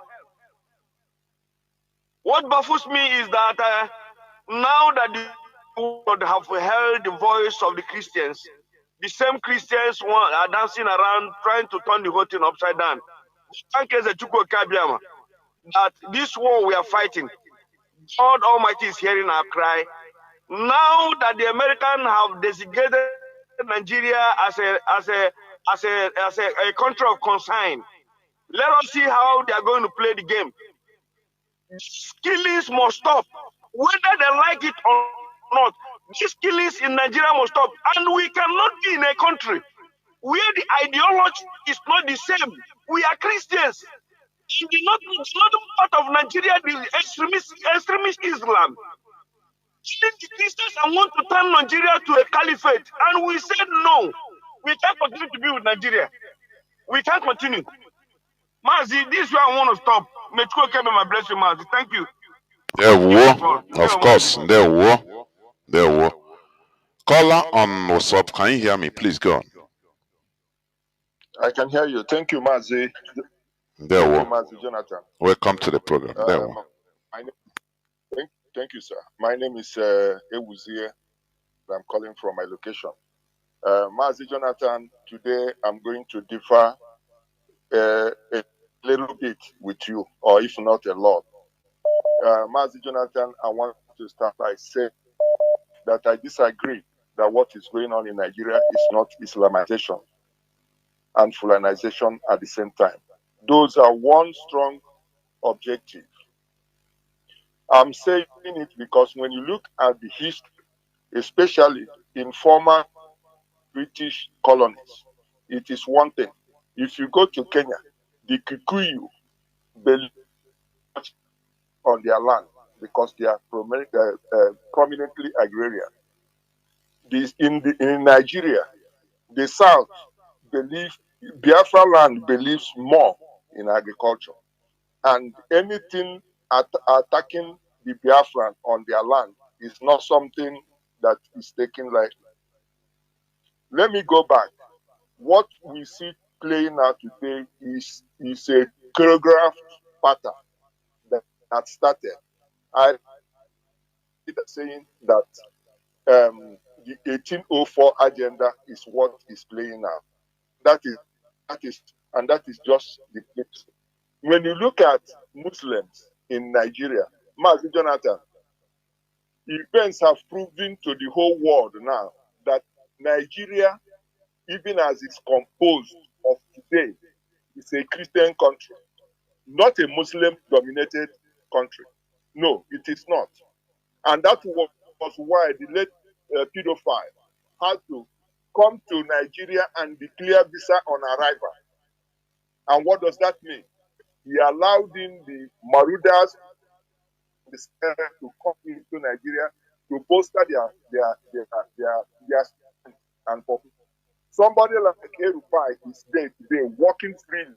He told them that they brought in Fulani from other countries to come and dominate Nigeria. So what does that tell us?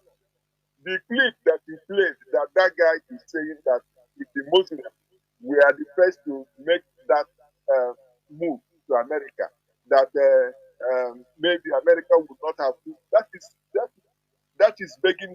That is the way. No, you didn't hear. No, let me correct you. You didn't hear him well.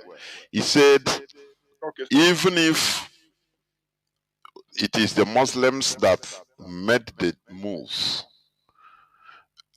Nigeria maybe, he said maybe, most probably that Nigeria would have ended up being designated as a country of special concern the same way. But why didn't they do it? That is it. So he didn't say no. If it is Muslim, they will not have been designated. No. Go on, go on. Oh, okay, I take it. Thank you, Mazi. Look at it this way. It's like, I agree with you, but I want to put forward, to send it on campaign for Biafran freedom across America, that Chinedu Achebe, in his book, famous book titled The Problem with Nigeria, he was looking at the leadership. But we have deepened it, and as you said it today, the problem of Nigeria, you know who? Is the Sultanate, is the Sultan of Sokoto. What, and this is a problem that Nigerians, they are not talking about it. But once in a while, he will come up with a flash, bamboozle them. They hold that office so dearly. It is it's a equipment that Nigeria, the British government on the rest of Nigeria. He's the #1 traditional ruler in Nigeria. The one first among equals. Nobody compares with him. And it is known that he owns oil wells here and there. Whereas the Obi of Onitsha, the Amamanera of Opopo, the Wari and Oba of Benin, they don't even have such resources. They don't have royalties coming to them from what is found closer to their region. But the Sultan stays in Sokoto, and that is why anybody that is going to be a governor in Nigeria, particularly in the southeast, must go there. They will turban them, and people are not seeing what when he speaks is final. Now that America has taken this decision, I'm even urging this is no longer an IPOB matter, because IPOB has sacrificed a lot, enlightening our people, teaching them, making them to realize that, hey, they are targeting Biafrans, but they are targeting everybody, because what these people want to achieve is to completely annihilate and take over Nigeria. There was a former governor who came to say that the Fulani nationality is Fulani, that their own aim is to bring all the Fulanis from the whole of Africa and put them in Nigeria and give them citizenship of Nigeria. And we are saying we cannot cope with that. Christians are killed, Biafrans are killed, non-traditional believers are killed. Fulani has never stood any prosecution in any Nigerian court. And it started with Buhari, and up to today, that is what is going on up to today, until America decided to take this preemptive action. Because it would have continued, and nobody is saying that it's going to stop very soon.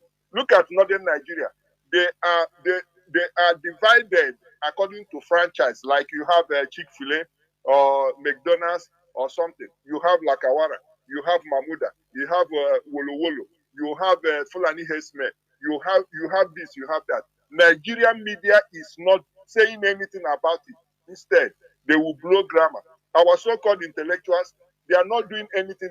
They are not saying anything about it, because for as long as they are concerned, it is all well and fine. One man I must mention before I give others room was one Dr. Kachi Ononuju. He has done extensive work about Europe and Fulani agenda in Nigeria. He has done it, and he's not afraid. And he's among the first people that commended my senator here, Teddy Cruz, and the American government for taking the decision they have taken. Nigerian media to say it, they don't want to say it. All they want to say is stay in the studio and talk. But like you said, IPOB is their albatross. IPOB, Radio Biafra is their nightmare, and we have to continue. Mazi, thank you. Let me give others support. You said, I'm surprised you say you disagree with me, but you concluded with everything I've said. I don't know the disagreements.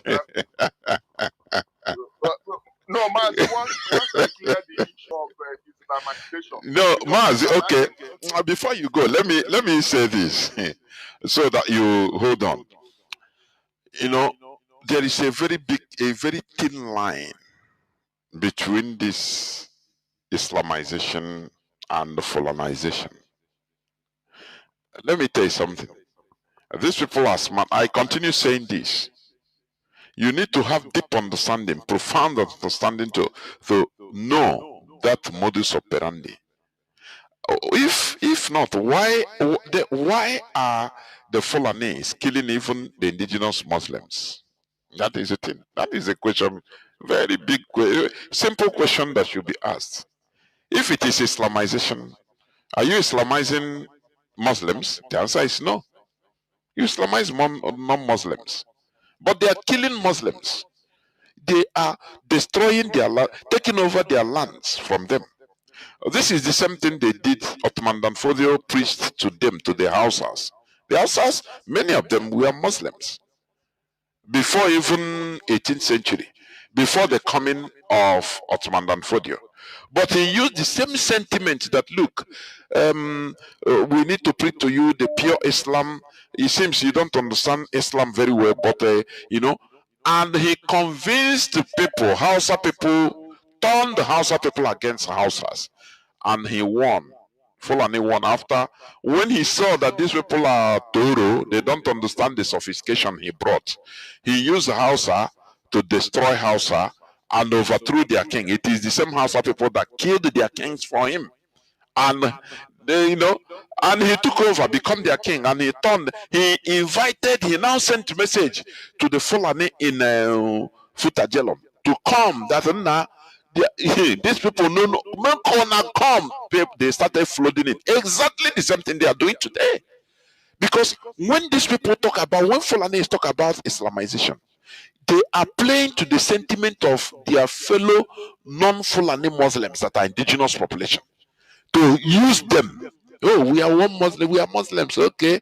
We are not against you, it's against the infidels in your midst. It's against the Onyamini. Now they recruit them, they use them. Once all of them use them as willing tools in order to fight the non-Muslims. Now this Fulanese take over, say, you two, you are not Fulani. They now come to purity of ethnicism. Now it seems you people are going to give us your land, or more on a vacate. They will slaughter them, despite that they are Muslims, but they are not Fulanese. So this is a very delicate situation that should be understood. That is what I'm saying. Mazi. Yes, Mazi, thank you very much for quite understand all acceptable losses. So in the process of what their design, which they have almost in their head, once they get it accomplished, they'll be able to talk to those people. You are looking at exactly over 500 years. Exactly. They are going to talk to them. Now look at another issue. Look at the Alamajiri. Like you said, I agree with you. They are knowledgeable in Arabic, but and in the Quran, they can memorize Quran off head. But strategically, they are being kept to continue to depend on their master, because when you go to the north, you see them looking around the homes of where they will sleep, wake up at. It's only sometimes you have some brave ones, like I don't know if he's still alive. One Shetima that used to talk with Owazurike in those days, that will come and say one nonsense, and Biafrans will deal with it. So you see people like that, the bold ones will catch up and become a chief talk. So it is well planned design that they are using against Nigeria. But the truth remains that Nigeria is a Christian country. But Fulani, through this takia, through this what you have explained now, is trying to take complete control by killing off the people and killing them into silence. And this is where Biafra is saying no. Thank you, Mazi. Please. There we Mazi. Thank you very much. We must continue. Mazi Joe, let me see. whether somebody was there before. No. Mazi Joe, can you hear me?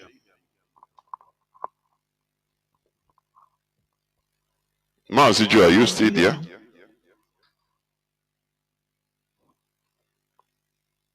Mazi Joe, please unmute yourself. Mazi Joe, please unmute yourself.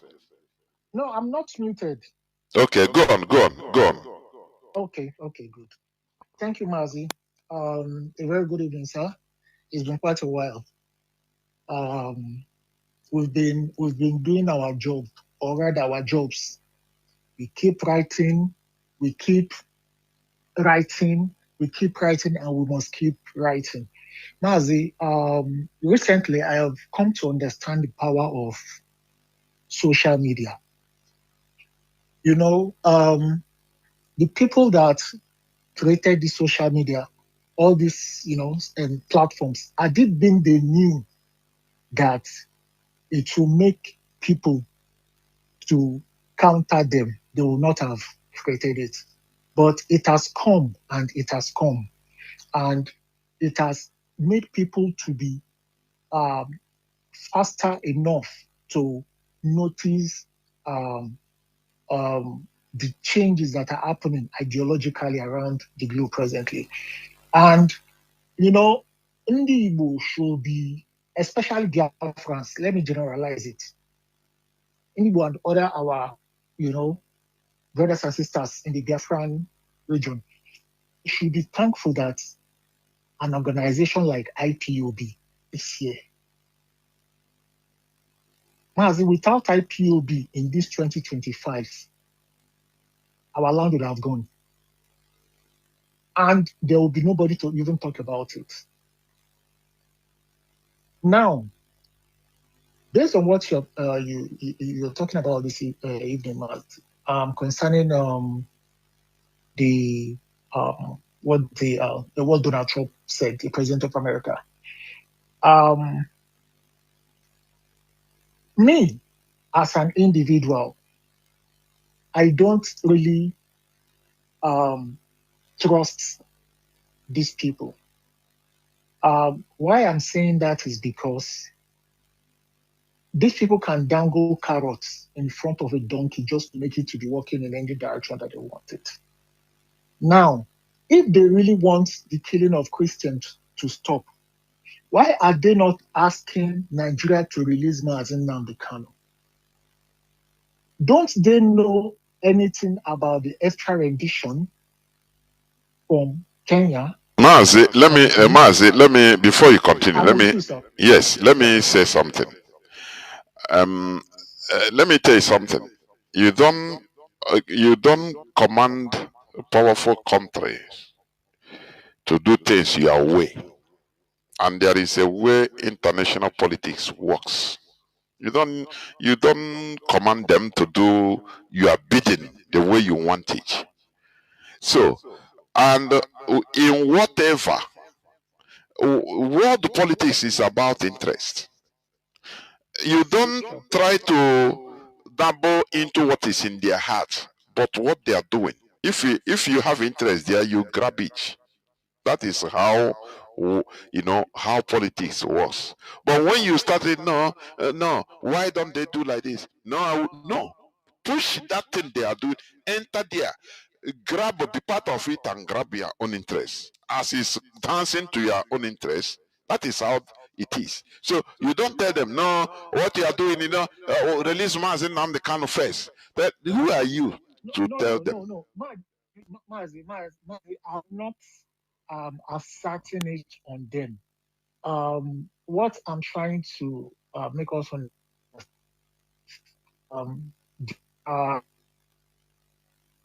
there are facts that it has not say anything about that issue because Britain is involved.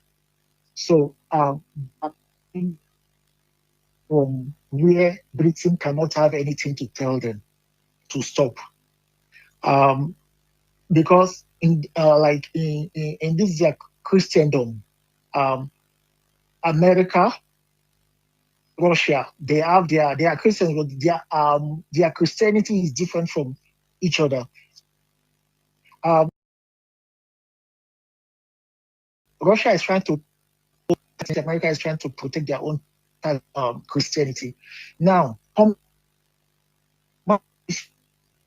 is a businessman. I told most of my friends that this man is going to rule Nigeria, America, like a businessman, and that is what he has been doing. Try your luck here or there, you know. And the way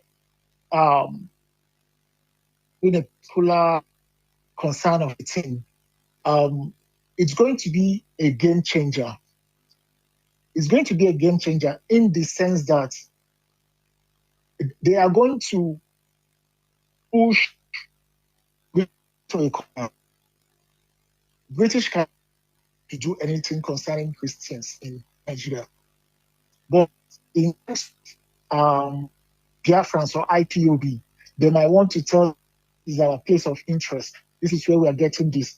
But America at the moment now in need of some special natural resources, and most of them are being found from in the Middle Belt area down south with some Mazi, Mazi, you are still saying the same thing. You know, in this world, there is no, wait. There is no free. Nobody can come and tell you, give you help, or say because they love you. No, the world politics is about give and take. That is it. Yes. The conclusion is whatever that concerns your interest. Now you enter there, grab it. That is it. So, if you are talking of, look, Somaliland, you know, Somaliland has been a moribund country. It separated from Somalia. It's called the Somaliland. It has been a separate country with their own currency, running their own government, their own borders, but they have not been recognized by United Nations, by the UN Security Council. Now, they have been trying. That is a place where if you go there, you change $100, you use wheelbarrow to carry their money. You wheelbarrow. Now, of recent, when Trump entered office, this recent one, they have been lobbying so that for recognition, they say, Trump, we have, rare earth materials. Come, we are ready to sell it to you. Take, so that you recognize us. You champion the recognition, so that we will be a complete sovereign United Nations recognized country. There is nothing like free booze or free thing. That is one thing we should know. Yes. So the issue is this: these people, they want to, is a businessman, want to. Of course. The only thing is that if you check, if it is going to be, the fallout, or the interest is not worth it. It's not worth giving that thing out. Now you draw back.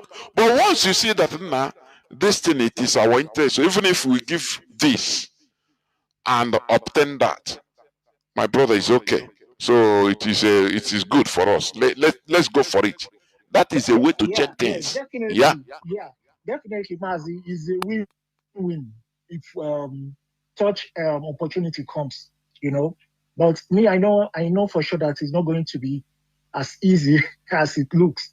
Because nothing is easy anyway. Nothing is easy. That is why we are telling people, don't base on they have been designated. You push more.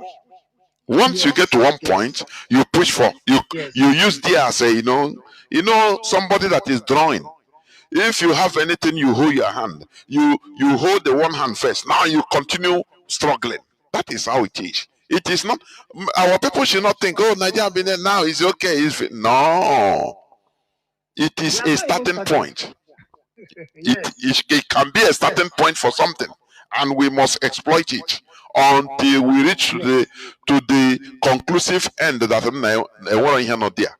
That is how it is done. Exactly. Yeah.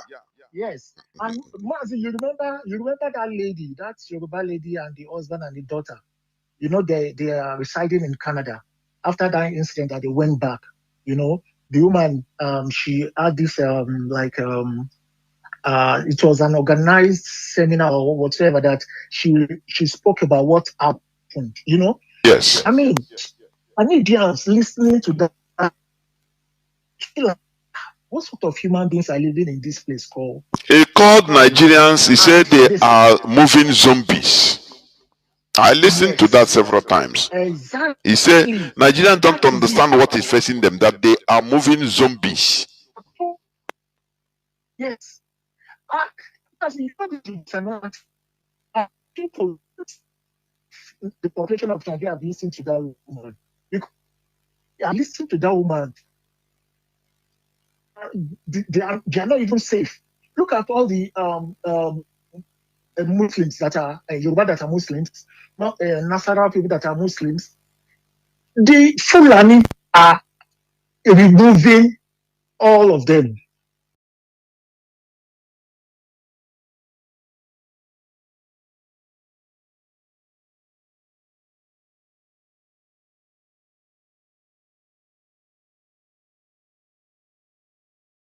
Using them to remove the Christians. At the end of the day, they are going to take them out.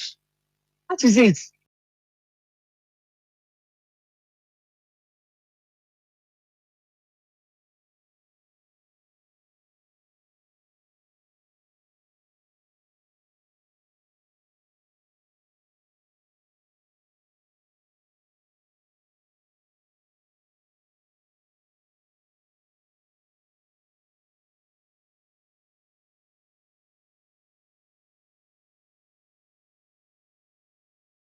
This, what is happening right now is no longer Islamization. This is Fulanization. And Mazi,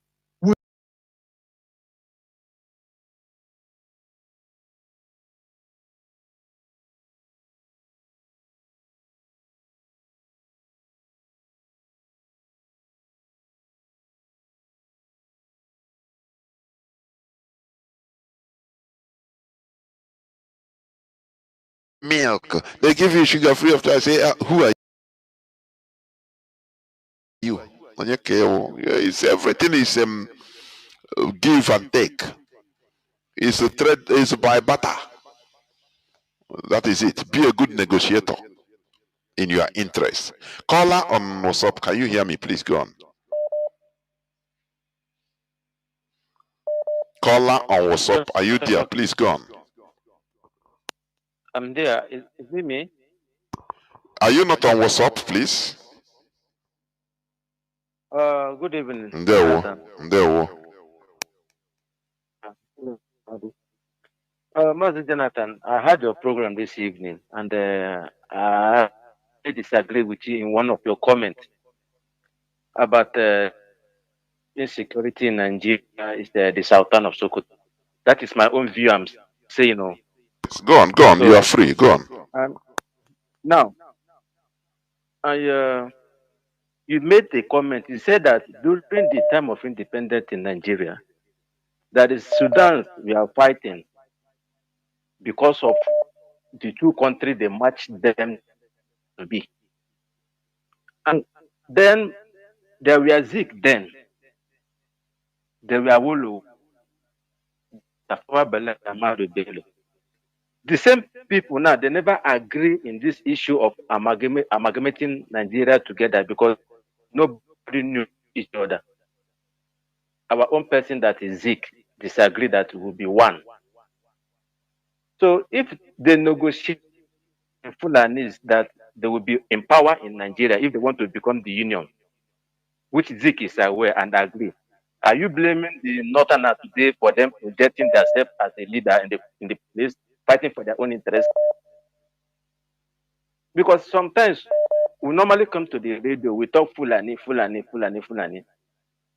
Our people are our own people are they not there? Our people are there. They saw what is going on. Are you telling me that Igbo politicians or Biafra politicians, then are they not aware that Igbo man is not the only Igbo man in Nigeria. Are you telling me they are not aware? They don't know? Because when we talk about one side, we go back to the reality. Our problem is not Fulani or Yoruba. Our problem is our people. Our people. The people that say they are going there to represent we. They are our problem. Because Fulani are fighting for their interest in Nigeria because they know that it's a fake union that will never work. So because why they grab Nigeria to be, because they have access to Nigeria to eat what is in Nigeria. That is why they base in Nigeria. But our own people who see that this union is killing your own people, it's not giving us any life, and they keep short, they are not saying anything. Must we give the Northerners the blame? We cannot give them the blame. So why Mazi, we must blame the Fulani for killing. It doesn't matter if they are doing all these things without shedding blood. You can also say, but once they are killing people, there is no way to substantiate colonization. It's impossible. You cannot, even if your people are docile, but you blame the colonizers also because they left their place, come to our land in order to kill us, to colonize us. So they have most part of the blame also. That is it. Now, I understand where you are going. That our people are docile, they kept quiet in the face of this onslaught. But we that are fighting, we must continue. We must not, keep quiet on the colonizers, the killers, the people that are churning out terrorists every week. They have Wolu Wolu, they have Lukarawa, they have Mahmuda, they have Fulani headsmen killers, they have bandits, they have ISIS, they have ISWAP, they have, name them, Boko Haram. So, they are killing people, for goodness sake. So, there is no way we can condone the shedding of blood because we are in our place and these people came and they are foreigners. So that is the blame. Mazi, there we go. I'm with you. I agree with you.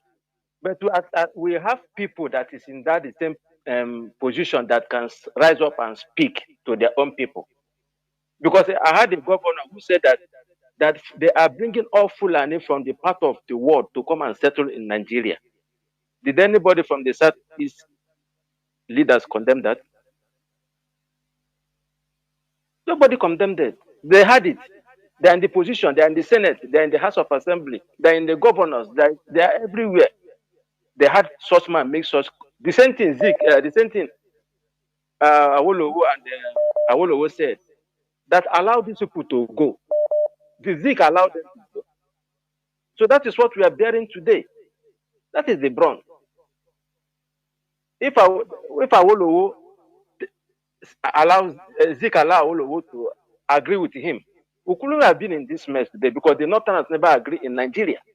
They never had agreed in Nigeria, the union of Nigeria. And for them to be in the power of Nigeria, they need killing. So that is what is going on. Any day our people rise up, the leaders, people that call themselves the leaders, rise up and say enough is enough. You will see the difference.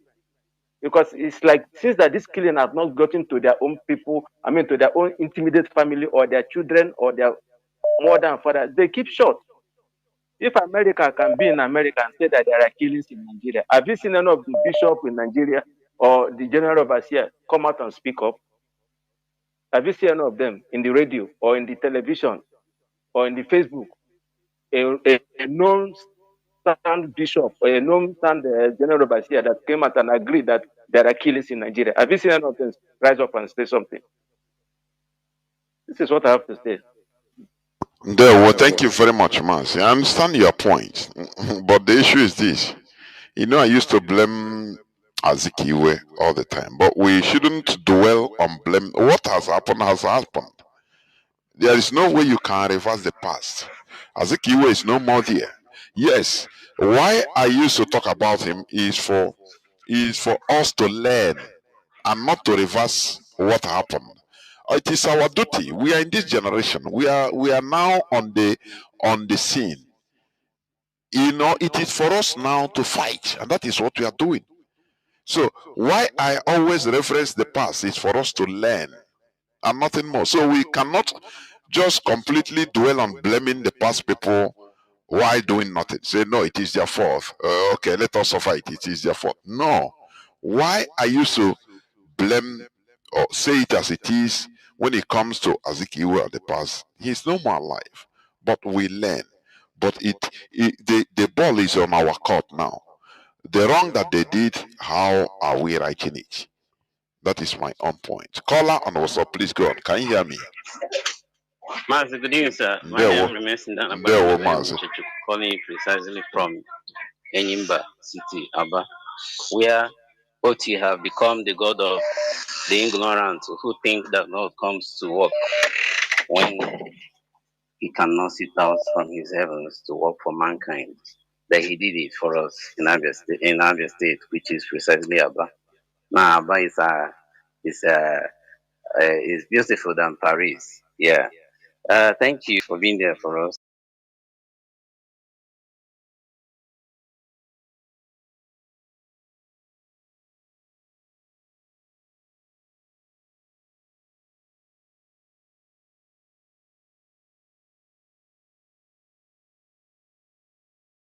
I want to also remind us something.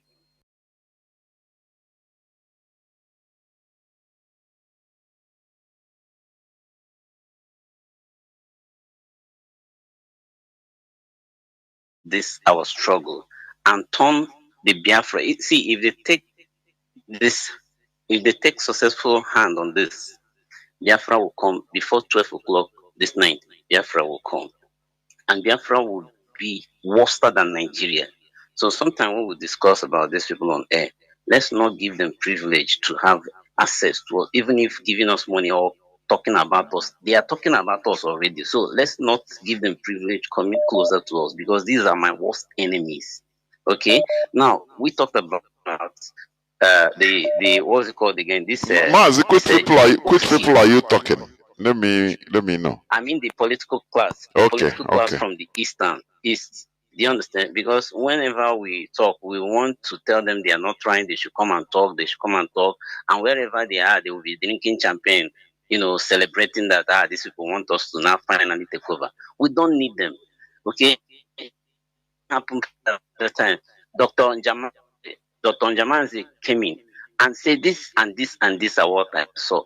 Then why won't them in the Senate show that sense of analytical understanding that and say, okay, let's ask how did this thing came to endorsement and the first past president endorsed it, this one signed it. Can't we question them through our table and say, why will you bring such a dirty thing to our people? That Tinubu finally says is a sexy agriculture.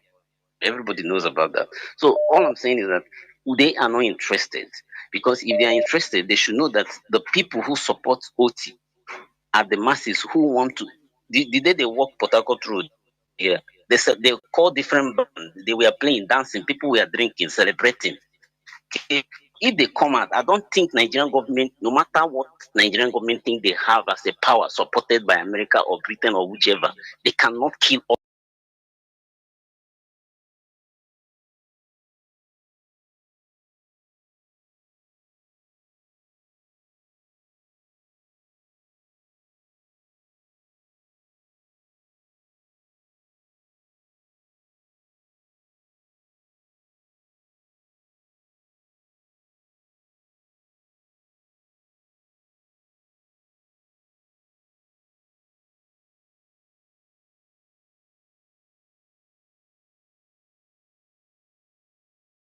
Of us that same day, they will respect us and we will pull out.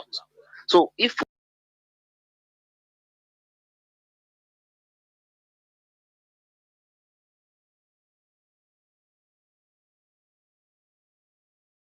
I'm not even northern terrorists, from what I heard from his word, he called them militant organizations that are trying to use an advantage to come up as in how do I paraphrase this?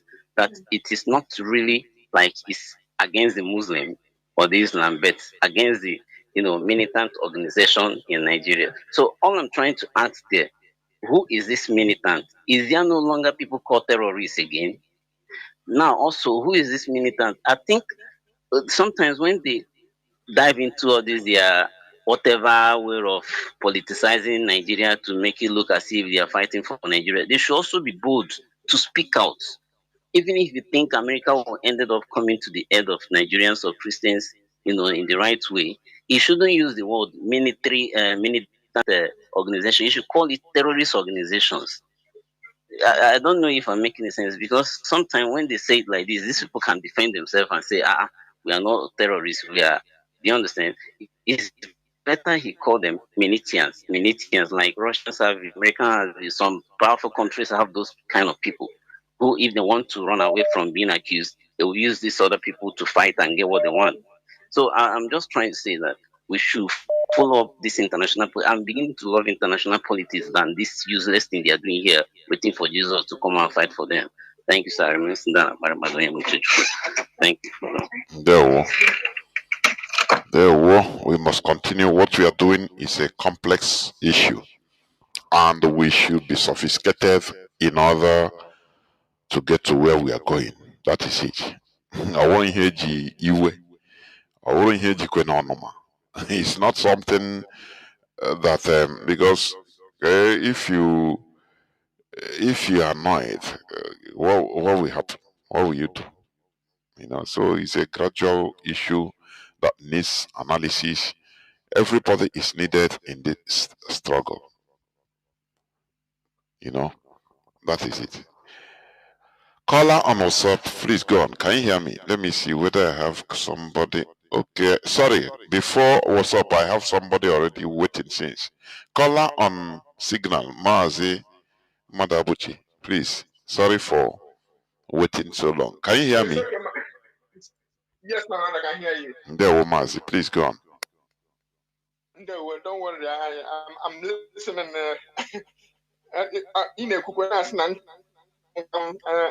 Some will listen to it. Mazi, my name is Ifan Chumadabuchi, and I'm reaching you from the Netherlands. I want to start with your argument in your presentation, because sometimes the subtlety of the argument is lost because sometimes we're upset, sometimes we're in pain, literally in pain because of what's happening to our people in Nigeria. What am I talking about? The idea that the Fulanization is what they are doing, but they are hiding behind their face in order to get more people. And our people must be aware of this. That is why they used the minority in the north to conquer the north for themselves. And that's how they used the Yoruba people. They convinced the Afonja. We are the same faith. We will fight for you. We will do everything for you. And the man bought it.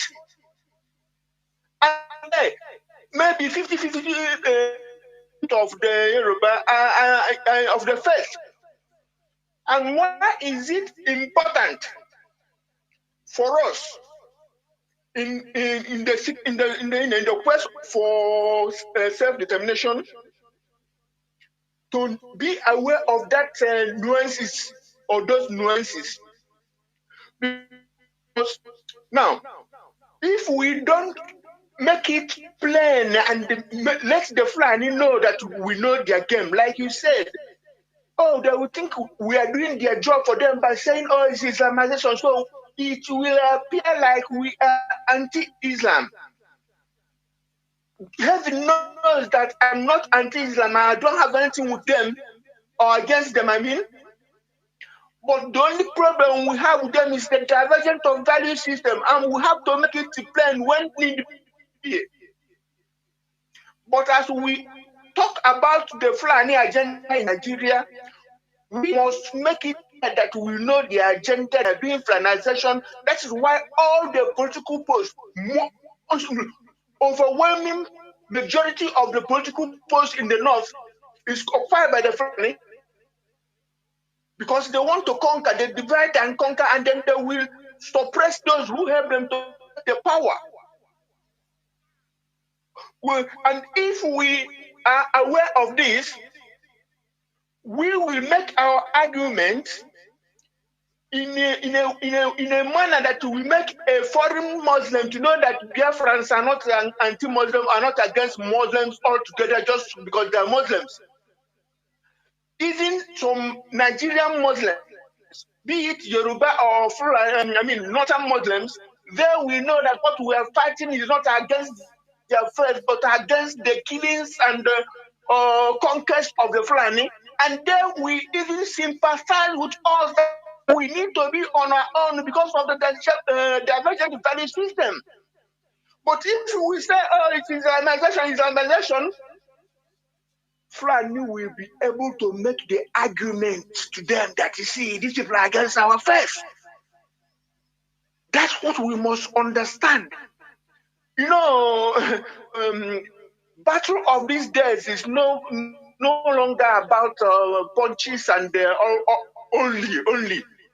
You have to make a strategic position and argument and explanations for who are potential and the issues.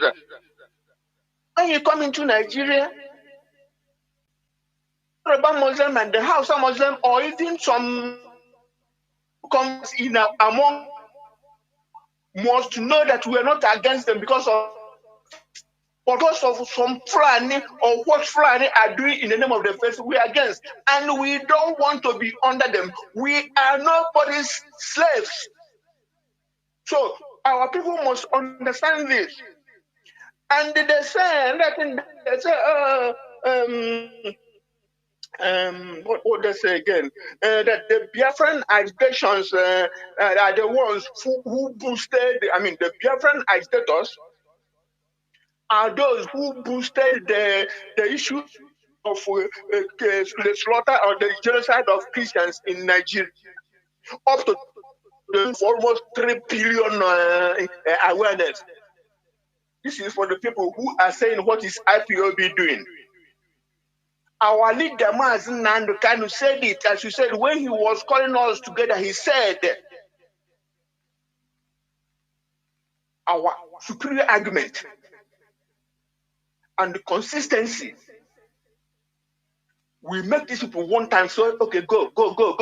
It's not only, we're not saying we're depending on that, we have to do what we need to do, but we use the awareness we are creating to make friends and foes aware of our plight in Nigeria.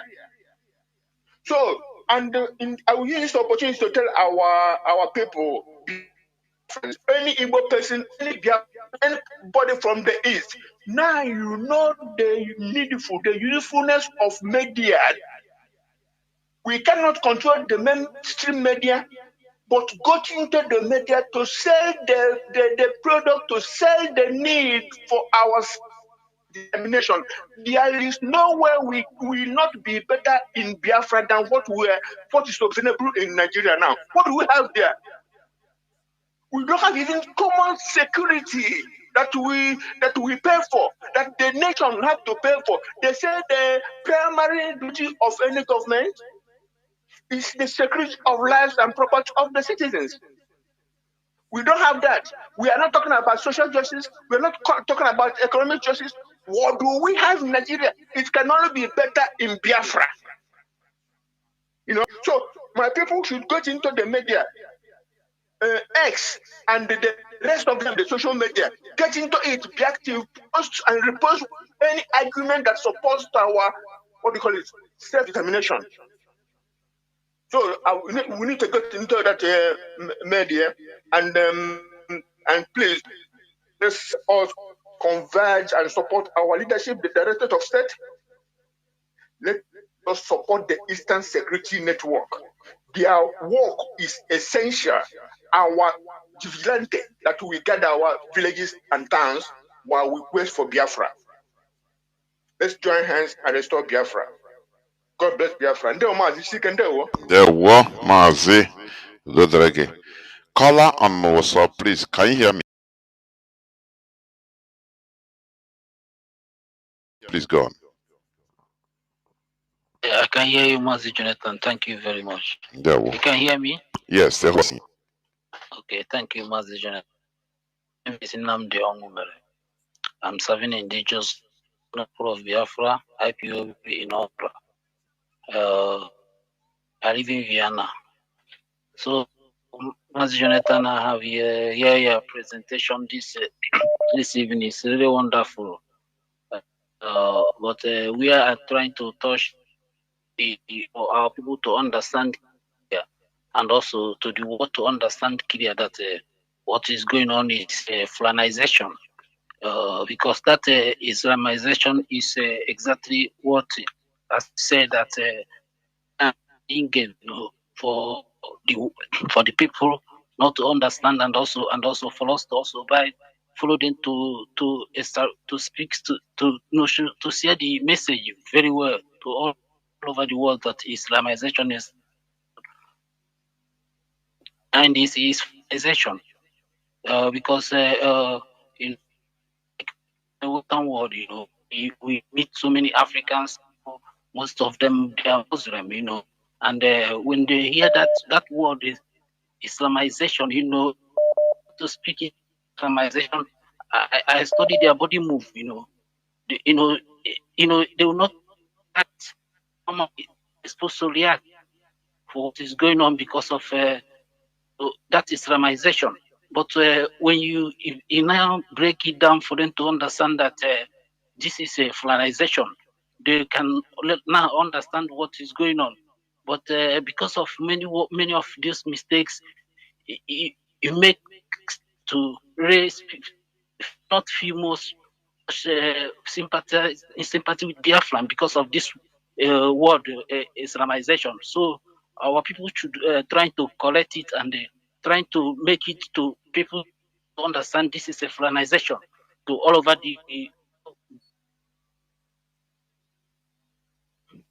which he's already established in Nigeria, and through when he conquered the Hausa kingdom, and the same game they're still playing up to today. The same game, the way they confuse Hausa leadership to stand to fight and Hausa people to stand against their leaders. The same game they are playing to Nigerians, to Middle Belt and all those places they conquer in the north. Now the same thing, because these people they are also Muslim. They kill them not because of their Moses, because of that Fulanization. So this is what people need to understand. Also, our people in the media, they should also understand, push this narrative very well. Also, like others, as this genocide of Christians in Nigeria is going on now, so that because that Nigeria to survive, that country must so that all people who are indigenous will free. When make this like this, they cannot. I know there's some Christians also, they and also Muslim, but when they understand this, is very clear now to free every indigenous people, because everybody need to be free to worship Christian or Muslim, to worship in their own land, like how have also Muslim, they have also Christian. So they're supposed to live in free, but with this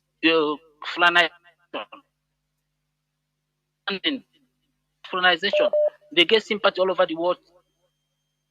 This of is colonized.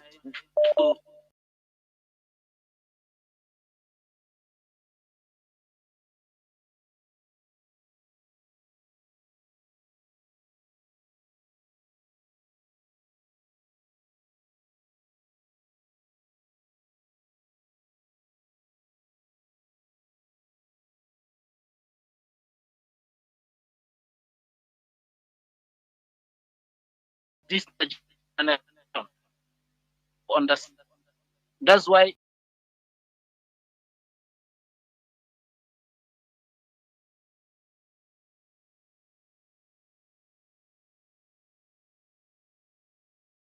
they look aside, no matter whatever is going on. And the same game also they create in Sudan, Southern Sudan.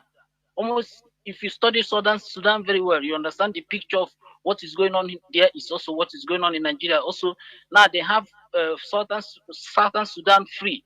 But look, go there now, look what is going on. It look like Northern Nigeria, maybe after we go on our own. Now, the same problem will rise up also in Northern Nigeria again. That is what is going on there now. So you see the same picture, the same thing, the same game.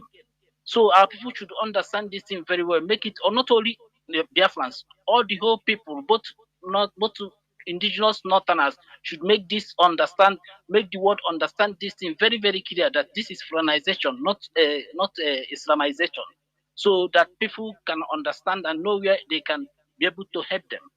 They are using Yoruba because if you look into this Christianity in Yoruba land now, and also those that the Jew, you go to their background, they find out that many of them, they are Muslim background. And this thing, they have been saying it before. Even if you are listening to Radio Biafra before, this thing have been going on before because we have been hearing it here. This is our university. Everything, if you are here for a long time, if you understand all the whole game they are playing from the one now, why they are not talking? Why? Upon how they powerful they are all over the world, they're hearing their name, all those people that the Jew from all of them. They have the highest, the richest millionaire millionaire pastor also all over the world. They are Nigerians. We are there. Where is their voice? Why they are not going protest the way they do during Jonathan? Nobody hear about them. So this is what they need to. The people need to listen and think and understand all this game they are playing, and they need to speak the truth because only the truth can liberate the people. That truth is this is fraternization. This is what I want the world to understand. Thank you, Mazi Jonathan, for this opportunity. Mazi. Thank you. My brother Jisike. Mazi Kalanos, Mazi Obasi. Please go on. I think, let me see. Go on, Mazi Obasi. Can you hear me? I can hear you, Mazi Jonathan. Greetings to you. Welcome and to all the program. The listeners all over the world. My name is Mazi Obasi. Mazi Jonathan, you, in your analysis, you mentioned something that has kicked me. You know, haven't really thought about that. And see, this is the beauty of listening to Radio Biafra because Radio Biafra is a citadel of learning. And each time you listen to Radio Biafra, you are wiser and you are better. You are more informed.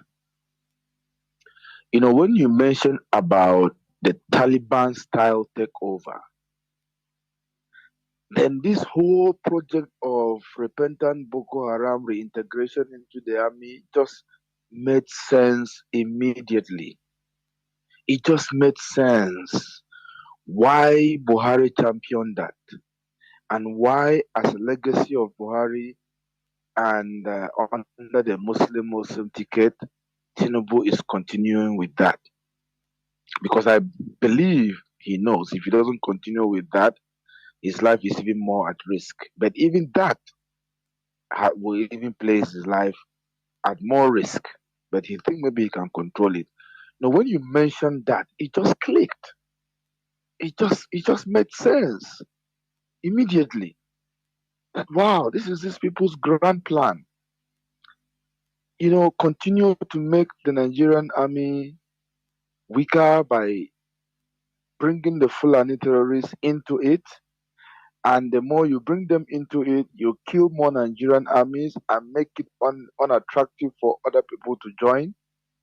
And the people who know that they are the one killing will continue to join. And by so doing, in few years, they will dominate in number and in strategic positions.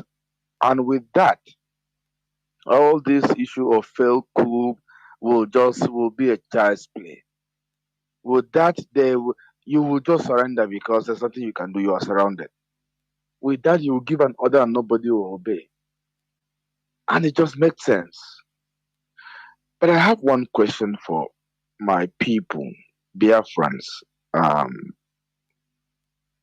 assuming that this happens today, that the Nigerian army is taken over by terrorists, and they decide to wage full-blown war against every other person that is not in their camp, of which the first target will be Biafrans.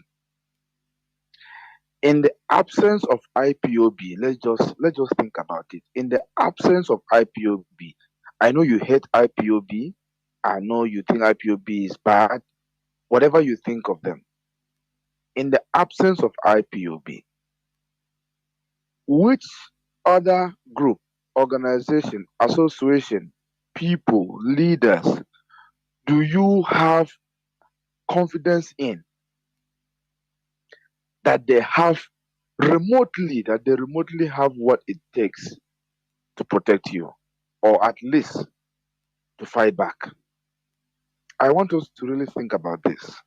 You say, oh, I'm a Biafran, but I don't support what you are doing. Oh, me, I'm an Igbo man, I'm not a Biafran. All of you that calls us miscreant and other names. How many group amongst Biafrans in Biafran land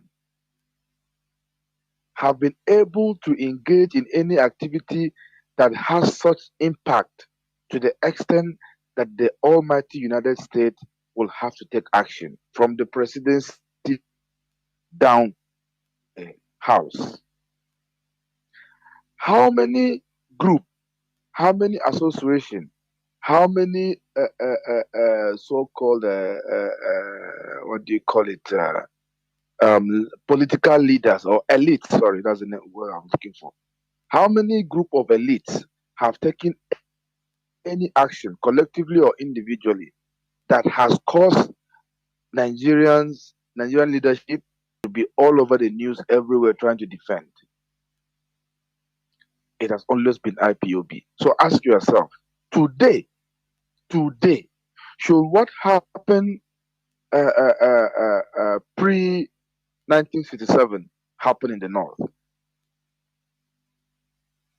Who do you have the confidence to run to? I want us to ask ourselves this honest question personally and answer it to ourselves. Who? Is it your governors? Is it your member of the house, the number 6 citizen and co? Who exactly do you have that confidence? Is it your pastors? Is it you yourself who don't even have knockout? Is it you yourself who believe that the only way to overcome oppression is by keeping quiet? Are you the one that will defend the people? Can you even defend your wife and children? Let's start from there.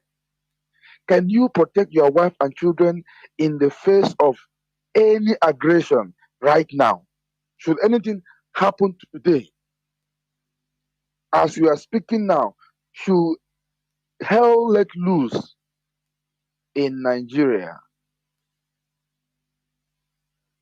can you protect yourself, let alone your immediate family? That is why it is important that you must rid yourself of all those foolish sentiments, that you must rid yourself of all those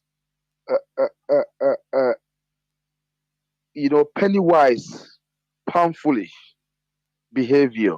You must get rid of them.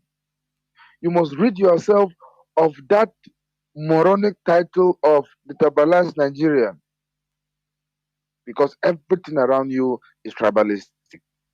Everywhere around you is tribalistic, and you can see it. IPOB is the only institution that have your interests at heart. If IPOB does not care about our people, no member of IPOB will want to be going through what they are going through. A lot of us are in diaspora, can no longer come home. If you don't see that as loving you beyond words, then certainly something is wrong with your brain. Certainly something is wrong with your reasoning ability. Whatever you do, hate anybody no matter how you think about it. Supporting IPOB is key to your survival and my survival, like it or not. And you are going to find out really soon because these people are relentless. The other set of people, the Christians of other tribes that are on social media, on Twitter, anywhere, and find joy in attacking Biafrans or attacking Igbo people and making jest of them and trending with negative publicity, all in the name of bigotry. Please don't stop. I know you are listening to us. Please, I beg you in the name of everything that you hold dear, please do not stop. Because while you are engaging in that, Fulani is busy taking you in piecemeal. And your hatred for the Igbo man, for an average Biafran, will continue to blind you to the reality in your backyard. Very soon, you will not even have the comfort to sit somewhere and tweet rubbish because the Fulanis will overrun you. Already, they have entered you through Islam. Most of the state in the southwest is basically 50-50 Islam. So sit down there on social media and be attacking the Igbos and be thriving in bigotry. It will pay you really soon because those who are distracting you are relentless.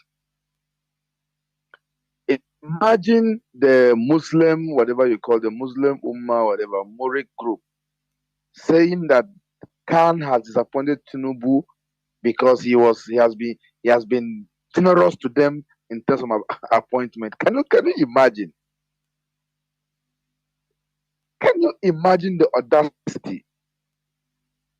Aside the fact that Muslim ticket is an insult to the sensibility of Christians and the sensitivity of the multicultural, nature of Nigeria. Somebody is now telling you that appointing you as a Christian into government position is actually a favor for which you have to repay by keeping silence in the face of genocide. Just imagine that.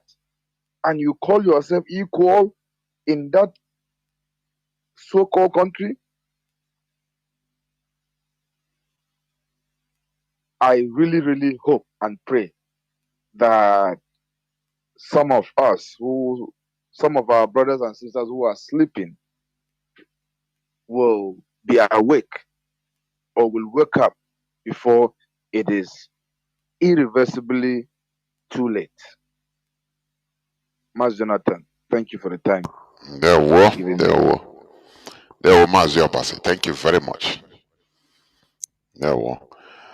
Caller on WhatsApp, please go on. You'll be the last caller. Can you hear me, please? Make it very brief as you could. Mazi Jonathan Chinedu, good evening from my location. There were. My name remains Mazi Mwabweze on Anthony.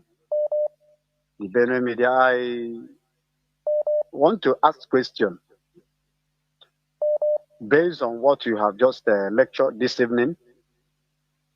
My question there is this. Now,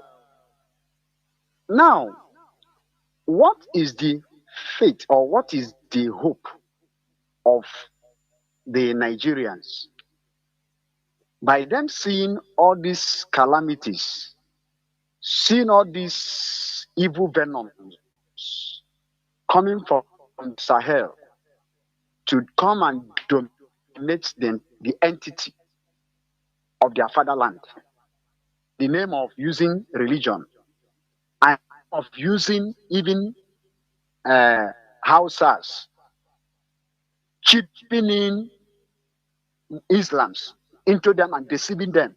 Then knowing all these things, according to the analysis tonight, they're now knowing all these things because I believe that they know all these things from the time immemorial. That these people are deceivers. They are just like a rat. I call it in my language. My language say okamusu. Ona tagono, ona fugo, ona tagaro, ona fugono. So now, now that they know that this kind of thing exists in the midst of them, and this will still kill them, then what is their hope, and what is the hope of my fellow Nigerians, the fellow Nigerians who are facing all these kind of things everywhere now? Fulani are rampaging. What is their hope? Is their hope that later or in future it will be better? Now, it's a question I ask. Then later you will answer it. Then I proceed. Concerning this very brother which you have mentioned, I call it the Fulani Caliphate agents. Fulani Caliphate agents, which our southeastern governors, which you mentioned. In the other way around, I sense it deep that these people, they are another caliphate in the midst of us in southeastern region. And whenever they are appointed or whenever election comes up, they will come in a white color. But when they now get to the seat, they will now turn to a lion against the people that voted them in. Now, these our people, what do we think that we can do to these people, so-called governors and the senators and the rest of them, and the House of Reps in our southeastern region? Because these people, they are enemies in the midst of us.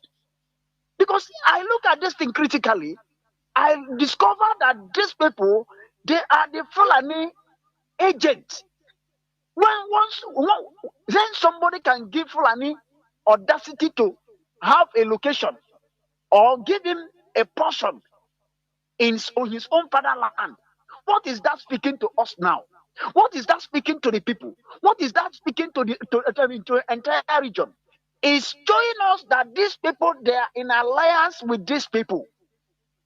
They're in alliance. So what I'm trying to let us know there is that this is the time our people are to wake up, to speak out, to reject these men, so-called governors, so-called all these caliphate agents. Because today I came across one write-up like that, a message anywhere, and it's a message concerning Eastern Bar Association. Wrote a letter and went to Abuja, and they had a seat in Abuja requesting for agitation. So making all these things, I read it from A to Z. I discovered that the AGF himself on the seat on the judgment was putting wrong things, disagreeing that it was not in constitution. But why they were quoting that it was in constitution that agitation was accepted in the constitution of the Nigeria and the constitution of in Africa, and also he was another man from a northern region, being a barrister, was challenging the southeastern barristers, saying that it was that the United Nations, it reflected in United Nations that the law and the constitution in United Nations is also attached to Nigerian constitution, and Nigeria must obey to it. So for that reason, these men, we are trying to speak out for the people, for them to be heard, and for them to know that the marginalization have come to the extent that they have decided to come up and decide their fate, and they let the government know that they don't want to be in a cage or to be in a situation where they will now be marginalized either in one way or the other. So what I'm trying to let us know is that now is the time that everyone have to come up and yawn and speak up and stand on your ground and say it out. Again, what is the hope of the so-called Nigerian citizens? If this country is Fulanized, it's telling you now that you are not going to sleep in your own house, you'll be driven away from your house. So what we are saying now is that everybody should stop anything concerning sentiment. Sentiment is what kills the nation. Let's see the reality. Mazi Jonathan have stated it all. I took time and listened and studied what he was saying. Nothing but the truth. Do you understand? So what I want to hear is the answer and the question I asked Mazi Jonathan Chinedu. Please, I want you to answer me. The hope of this nation called Nigeria. What is the hope? And where is their hope lies? Thank you, Mazi Jonathan Chinedu. Thank you so much. Thank you. And I will answer and continue towards ending the program, please. I will no longer take any call, please. As calls are coming, but please bear with me. I will not take any more call. Our brother is the last caller. He said that he concluded that some of these people or Nigerians, they know what is happening or they know the consequence. But I beg to disagree. Some people, most don't know. You know, it is what you don't know that will kill you. What you don't know, your ignorance is what always kill you. You see somebody, you wake up in the morning, go and enter car, is going from Owerri to Iguacha, for example. He enter public bus, on public transport, on the road, he has accident, their bus somersaulted and he's become one of the victims. Somebody you talk with maybe 1 hour ago say, he's dead though. Why did he die? It's part of the ignorance. Let me explain what I mean. Had it been he knew that that car will have accident, he wouldn't have entered there, which means he didn't know. That's why he died. Do you understand? Sometimes not knowing also or knowing can be influenced with what you like or what you cherish. It could be money, it could be religious sentiments, which is what the Fulanese are using. Religious sentiments. They are always portraying themselves that they are fighting for Allah. That is jihadism. Fighting for Islam. And that explanation always sounds great in the mindset of every Muslim, including non-Fulani Muslim. They don't know, they didn't know that these non-Fulani Muslims, they didn't know that the Fulani Muslims, they have another ulterior motive, another plan after using religion or hiding under religion to use them. Once they collectively get what they thought that is the the result or the goal, the overall goal, the Fulani now have their own plan. Are you getting me? The Fulani now have their own plan. Let me tell you, Fulani, there is a way they act. They came to Hausa land, they hid their language. Their language became a kind of royal language, Fulbe, Fulani language. They now start learning Hausa and speaking Hausa. Before you know, they start calling themselves that they are Hausa Fulani, we are one people, which we destroyed here on Radio Biafra. Remember that there is nothing like Hausa Fulani. It is, Fulani, they are sophisticated, they are parasites. But that is the way they work, that is the way they behave. They come and make you believe that they are your best friend. Before you know it, they have taken they have taken over everything, and you see yourself down on the ground. They're on top. That is how they behave. We demask them. That is why I continue calling on everybody, even the northern Nigerians, in order to hold the Sultan of Sokoto accountable. He is living on a colonization throne. That Sultanate of Sokoto should be abolished. I'm saying it. You see, that Sultanate of Sokoto should be abolished. If they want to, there's something with this non-Muslim Fulanese, indigenous population, mostly the Christian North, and they are making mistake. They are against Biafra restoration because they thought that if Biafra goes, they will be exposed completely to the fire. They believe that we Biafrans are their buffer, their shock absorber. At least we are the people that are lending mouth to their plight. So if we go and become another country, we'll be concerned with our own country and leave them. That is why they also want us to, all of us, be there inside Nigeria and be suffering, so that not only them. That is their mindset, I'm telling you. That is their mindset. That is why always they want to help one Nigeria. Let us be in Nigeria.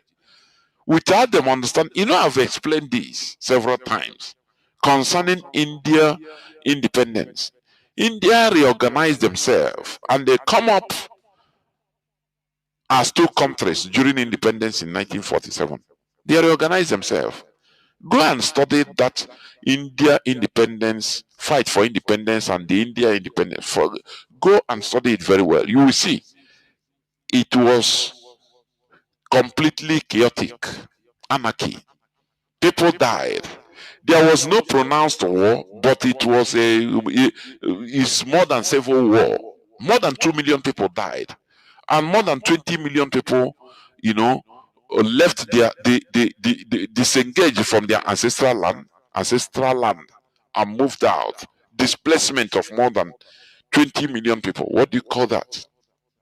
Now, all these northern Christians or non-Fulani indigenous people that are feeling that Biafra remains their buffer, their shock absorber.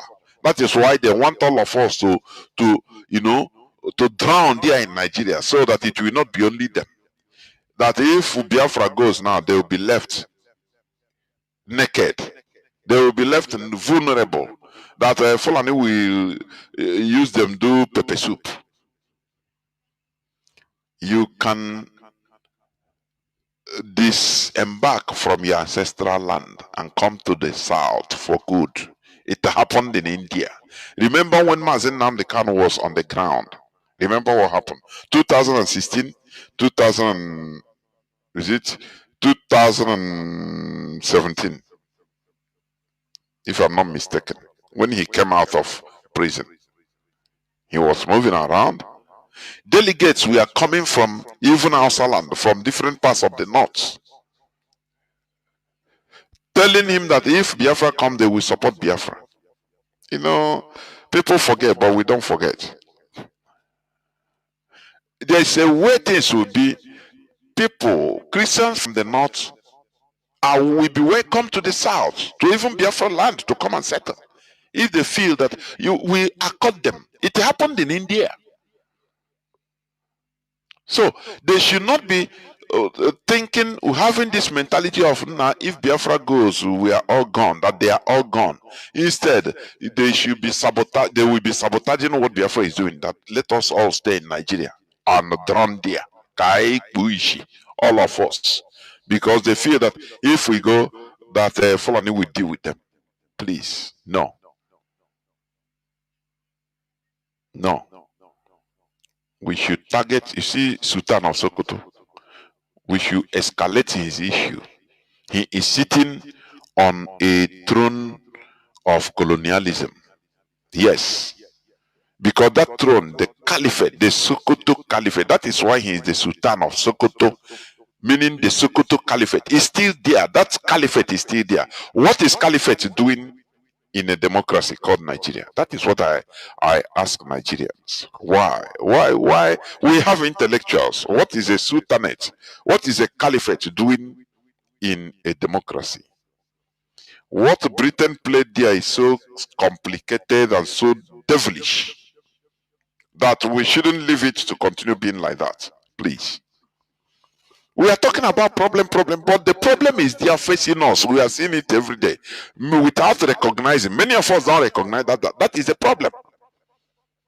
Upholding the Sultanate of Sokoto is one of the main problems in Nigeria.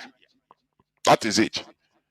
Because for them, that is, they have conquered, they colonized the whole north, and they are coming south. So with the Nigerian setting, they are using it in order to continue their march towards colonization of everybody. And that is what you are seeing. That is why they are unleashing the Fulani terrorists everywhere. And they have infiltrated the military. That is why anywhere Fulani is attacking in Nigeria, the military does not go there. Instead, the military protects them because they are in the high places. Who is the vice president of Nigeria? Shetima. Is he not a Boko Haram? Check all of them. Buhari was a Boko Haram delegate, patron. Buhari. Good luck, Jonathan revealed it, but Nigerians couldn't know. So, what is happening? The problem, the hope of Nigerians is that they are basing their hope on fantasies. They are looking for the problem everywhere up, but the problem is they are watching them, but they don't know. That is ignorance, and that is why Nigerians are dying because of ignorance.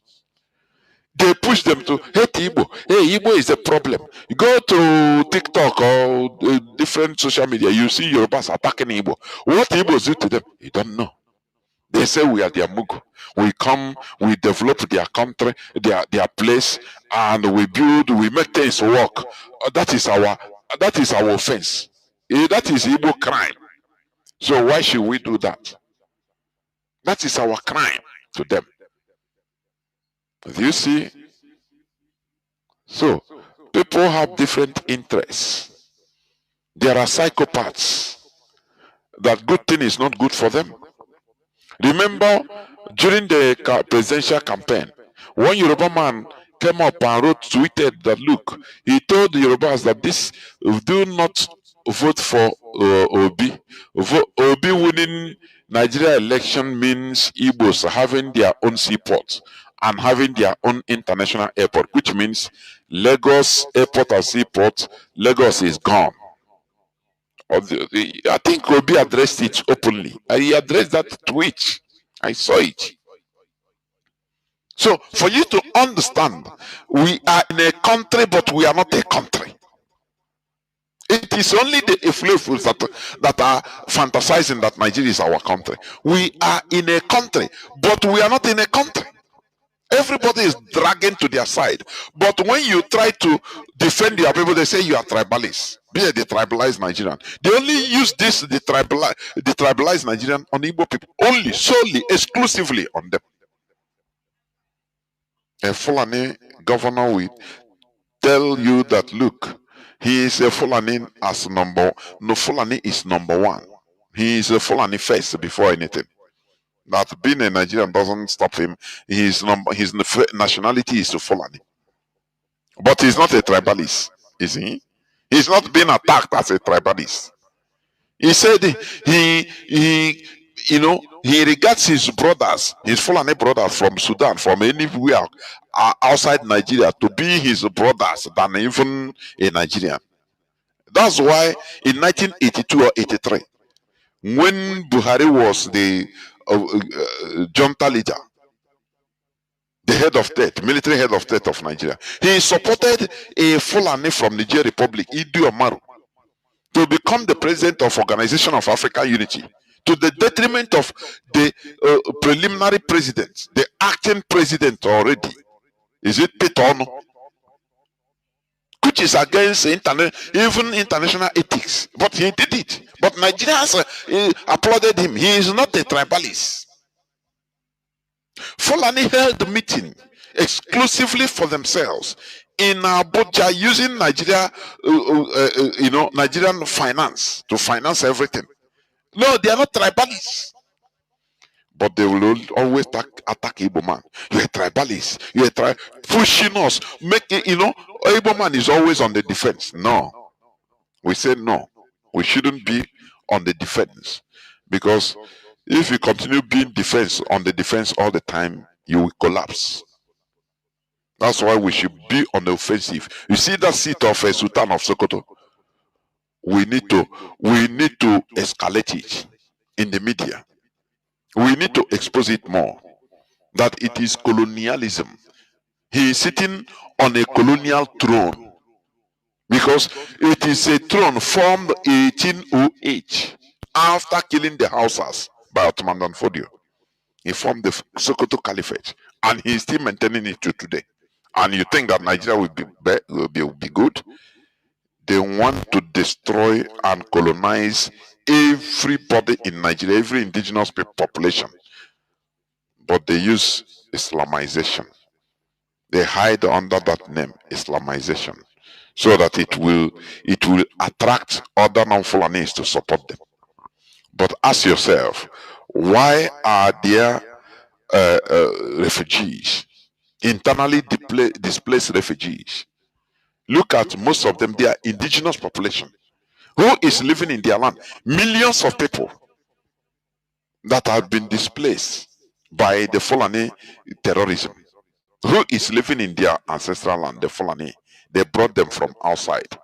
That is what Bala Muhammad said, the governor of Bauchi State, that they are bringing Fulanis from everywhere in Africa to come and settle in Nigeria. The place they are bringing them, is it a vacuum? No. They are putting them in places that we are occupied by people. That is your villages. That is why they displace them. They displace indigenous people. They go and commit havoc. They go into communities, kill people. People scatter. People will run and leave their lands. And they will bring the Fulani, occupy there, and rename that place. You give it their Fulani name and finish. That is it. That is what is happening in Nigeria. Sultan of Sokoto, no. They are systematically using Nigeria's state apparatus to achieve their aim, their objective, and they are succeeding. That's why when people say no, this is a failure, I say no. It's failure to the victims, but to the Fulani it is a very big success. They are succeeding in Nigeria, and that is why they continue carrying it out. But we must stop them.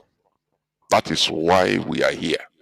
That is why we continue campaigning that Nigeria must be divided. Yugoslavia got divided, balkanized. Heaven did not fall. Nigeria must be divided because we are doing the path of destruction.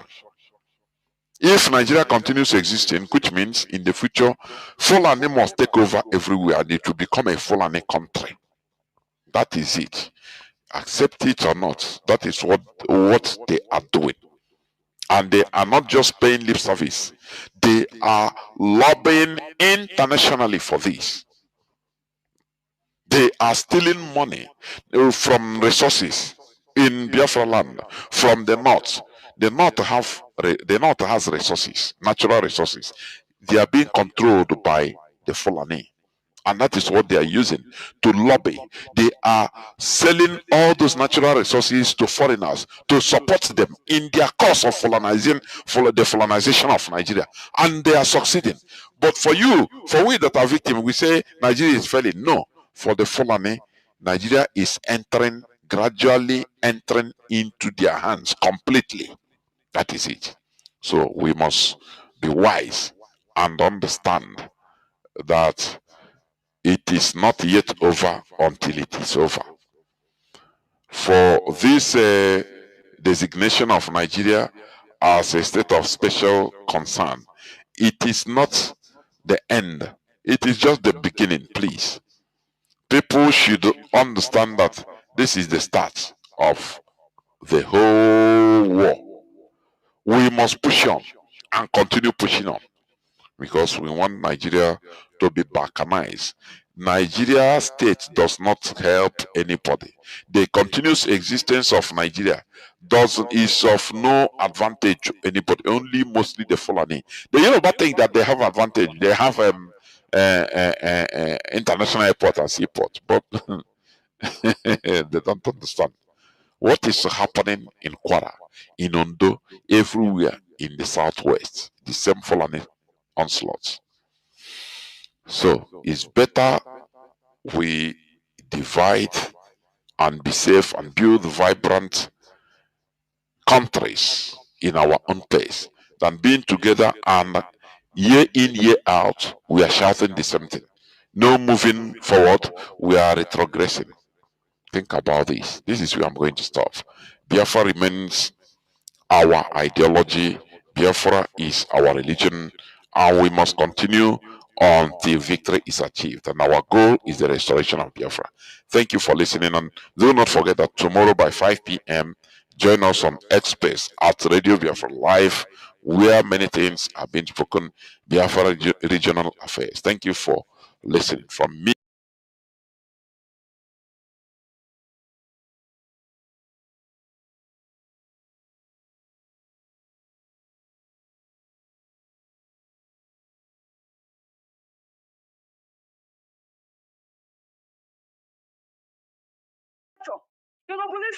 The shots. What are we talking about? So many of my colleagues, they have gone. I know what. I have been on exile for 5 years. I know what I have gone through. And the man, born of a human, is thinking that he loves Mazi Nnamdi Kanu more than Biafrans. When you think that you love Mazi Nnamdi Kanu more than all the Biafrans, the leadership of IPOB, you are the enemy. You are the real enemy. You are the real enemy. Bikonu, osisi, as table on a instruction, command. Table on a if we are relaxing, waiting for Onyendu to come out or to ascend in a because everything is coming out clear. Everything is crystal clear now. Or just ascending in a age when I say, and ya relax is ya. When a chair. These same people who are coming up to this Radio Biafra tonight to ask these silly questions after Kafa Jejuolo, these were the same people who fought so hard to disassociate Mazi Nnamdi Kanu from IPOB and her leadership. These were the people who said that they have destroyed the IPOB leadership, that no, nobody should listen to them. Now they are the people turning back to say that the leadership has left Mazi Nnamdi Kanu. One day we will still hear it on this radio, that on social media, that it is the leadership that made the Mazi Nnamdi Kanu to choose Aloy Ejimako and disassociate himself from San Ozokome and the Ejofo. We will still see it on social media. The people who aided Ekperima, these same people, I knew what they said about ESN, but I was a witness. Why? Because I was a part to everything that happened in this struggle. I didn't see from social media. No. All the meetings held, what each and everyone said, I can give accounts. I didn't see from social media. And the concerned people listening, they know. Somebody is telling me that the money that I have been contributing in IPOB, even till date, last Sunday I got a meeting, that I will not know about it. Look at the insecurity in our Libo today. And somebody is asking, onye say Adam Bona to finance. Onyo osinimi etinye nni.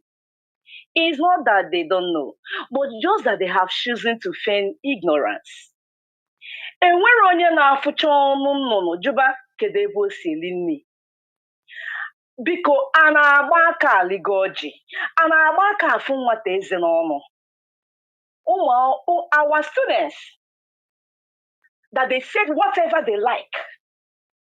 I knew how this leadership went miles to make sure that our students were sustained, and they are still sustaining them.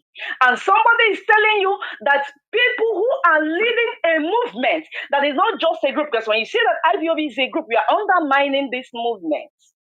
IPOB is a great movement and the largest movement for that. Where was the onye na-erase ego raise na-ese ego eme ndị agụrụ anị? They cannot stop this struggle. If for this struggle that has been at my back, it has been at the back of my heart, that one day I will fight for the freedom of my people since I was a child. And for all these years that we have sacrificed, people no closer to me know what I personally have lost in this struggle, including human beings. Somebody, I got soil, after soiling your hand, I thank God for these men of integrity. I thank God for these men of humility. They have the humanity. I never forgot the day Machina Samori said that I come with clean hands. And those who are closer to these men know that indeed these men came with clean hands. It is only a madman that after completing a house, we only set it on fire. In our because you have that's the final stage on now, because they have done everything. Emerima cannot destroy IPOB, autopilot cannot destroy IPOB. I mean, all they have done now, if I have a book for 4 years to the 5th year, this is the 5th year. Can work on afia na agba egusi na mbụ a sị na ọ na-abụ nwaanyị nụsị nwoke nụsị ọgụ nwaanyị enwela akụkọ, but today ozi nwoke ji nwaanyị nọdụrụ okwu wee nọrọ n'ama wee na-agba akwụ na-agba egusi, ignoring all the insecurity happening in Biafra land, not minding children, because Mr. and Mrs. Ifede Omofa, is somebody not thinking about the children of these women? One day, I'm a phone on through. The only me I don't. Only none of I'm with hope safe. You never think of men that you knew, whom their blood have dropped. You wait till I pop gabo myself. You are just, you are a mere joke. You've not started. You have not started. Well, please round up. I want to humbly advise this leadership. Round up. It is high time we ignore all these miscreants, unscrupulous elements who want us to abagidashari. I distract. We refuse to be distracted. We are standing strong. We are standing stronger. Mazi Chinedu, if you are listening and hearing my voice, I plead with you. Do not resign. If you resign, you have rejected us. Mazi Chinedu, obigada namba, muogada namba. Akwifuleze nchifotu. I may ejikwaya na tani. Biafra, it must come no matter what it will take us. If people of Catalonia can still be there doing it, unless if I die, my children will continue. But in Biafra, it must come. Mazi Jonathan, very inspirational. Caller on. I have 2 callers that have been waiting. Please, I want you people to just make it as brief to 2 minutes. We are going to 7 hours, please. Caller on WhatsApp, please go on. Can you hear me, please? Go on. Caller on WhatsApp. Please go on. Don't waste time. Caller on WhatsApp. Mazi Chinedu, thank you. Mazi, Mazi Chinasamori, thank you so much. Because Jido Bigaka Jishie, I know you were choking and fighting back tears because of the ignominy that somebody get in it was on the Biafra. We are not cheap. We're going to name on the man behind it. So, Amaram, and I believe this presumption that now the relationship between DOS, now the supreme leader, that he's only executioner is the executive of decision of the US. If my understanding is not proper, please, Kowara Biafrans. If it's something you cannot answer here, you guys can consult among yourself and come and tell us. Because these sycophants, you know how they're just the eye service na sycophants na traitors. They don't mean well for our leader. They don't. They're acting like they love him. They're trying to make him a. He's not a god. When Nnamdi Kanu show you on the can disobey. He's not God. He hasn't claimed to. And oh no, God. I have a God in there for Allah. That's my own God. The Noeba is ideology. We're not trying to build a strong man or an autocrat or an emperor. We're trying to build an institution. And we are all subservient to that ideology, which is Biafra ideology and Biafra freedom. We're not here to serve anybody. We don't have any sacred cows. That is my understanding. Nnamdi Kanu is not a sacred cow that he disobey.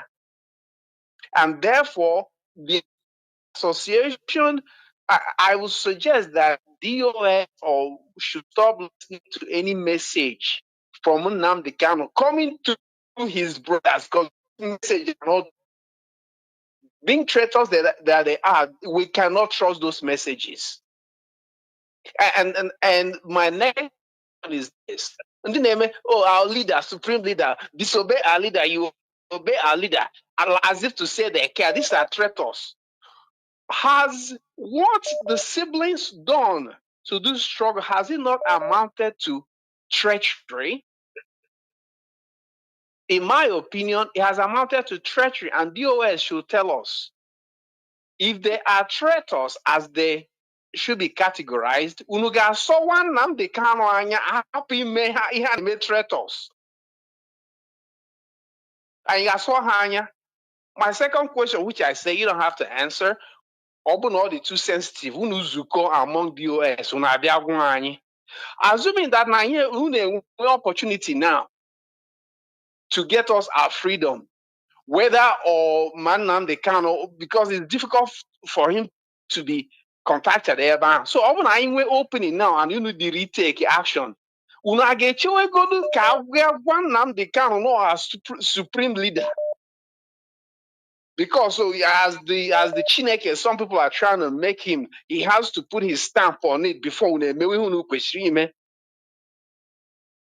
The whole Biafran school n'azụ. We are not disregarding our leader. He's giving it all. He sacrificed everything. He sacrificed his parents, but unfortunately, he may be sacrificing his siblings too, because his siblings are now traitors. So, Arsenal 2 heads is better than one, and DOS is way more than 2 heads. So that could be instances where DOS is authorized to disobey the supreme leader. Leader Kobo. Obu an autocrat. Obu Chukwu. Obu Chukwu Kabiama. He's not Ani. He's not only and all, and he's only one person in there. And these people trying to make him a Chineke don't even care about him. They don't even care about the struggle. They want all of us destroyed. So biko Mazi Chinasa Nwuru, unu nzukọ unu, zuonu biko kunu bịa kọrọ anyị. We want to know the relationship between DOS and the supreme leader. Isn't he supposed to be, or not make or just man? Are we under a dictatorship? Say, oh, you disobey our leader, you disobey our leader. So a leader say chair of you don't have to answer now. Thank you very much. Gichio Bigaki and every one of you who's been blackmailed in this struggle. Before you make any wrong decision, Cheta, those hundreds of people no Bibo. Think about them. You're not doing this for them, they can't, you're doing it for them. Thank you. Caller on, I'm no more taking no call. This is the last caller. Caller on signal, please. Go on. Can you hear me? Call on signal.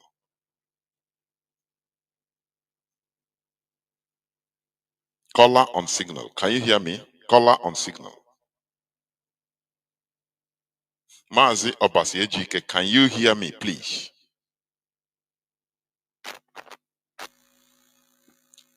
Why? You have been waiting for a long time. Caller on signal. Please go on. Can you hear me?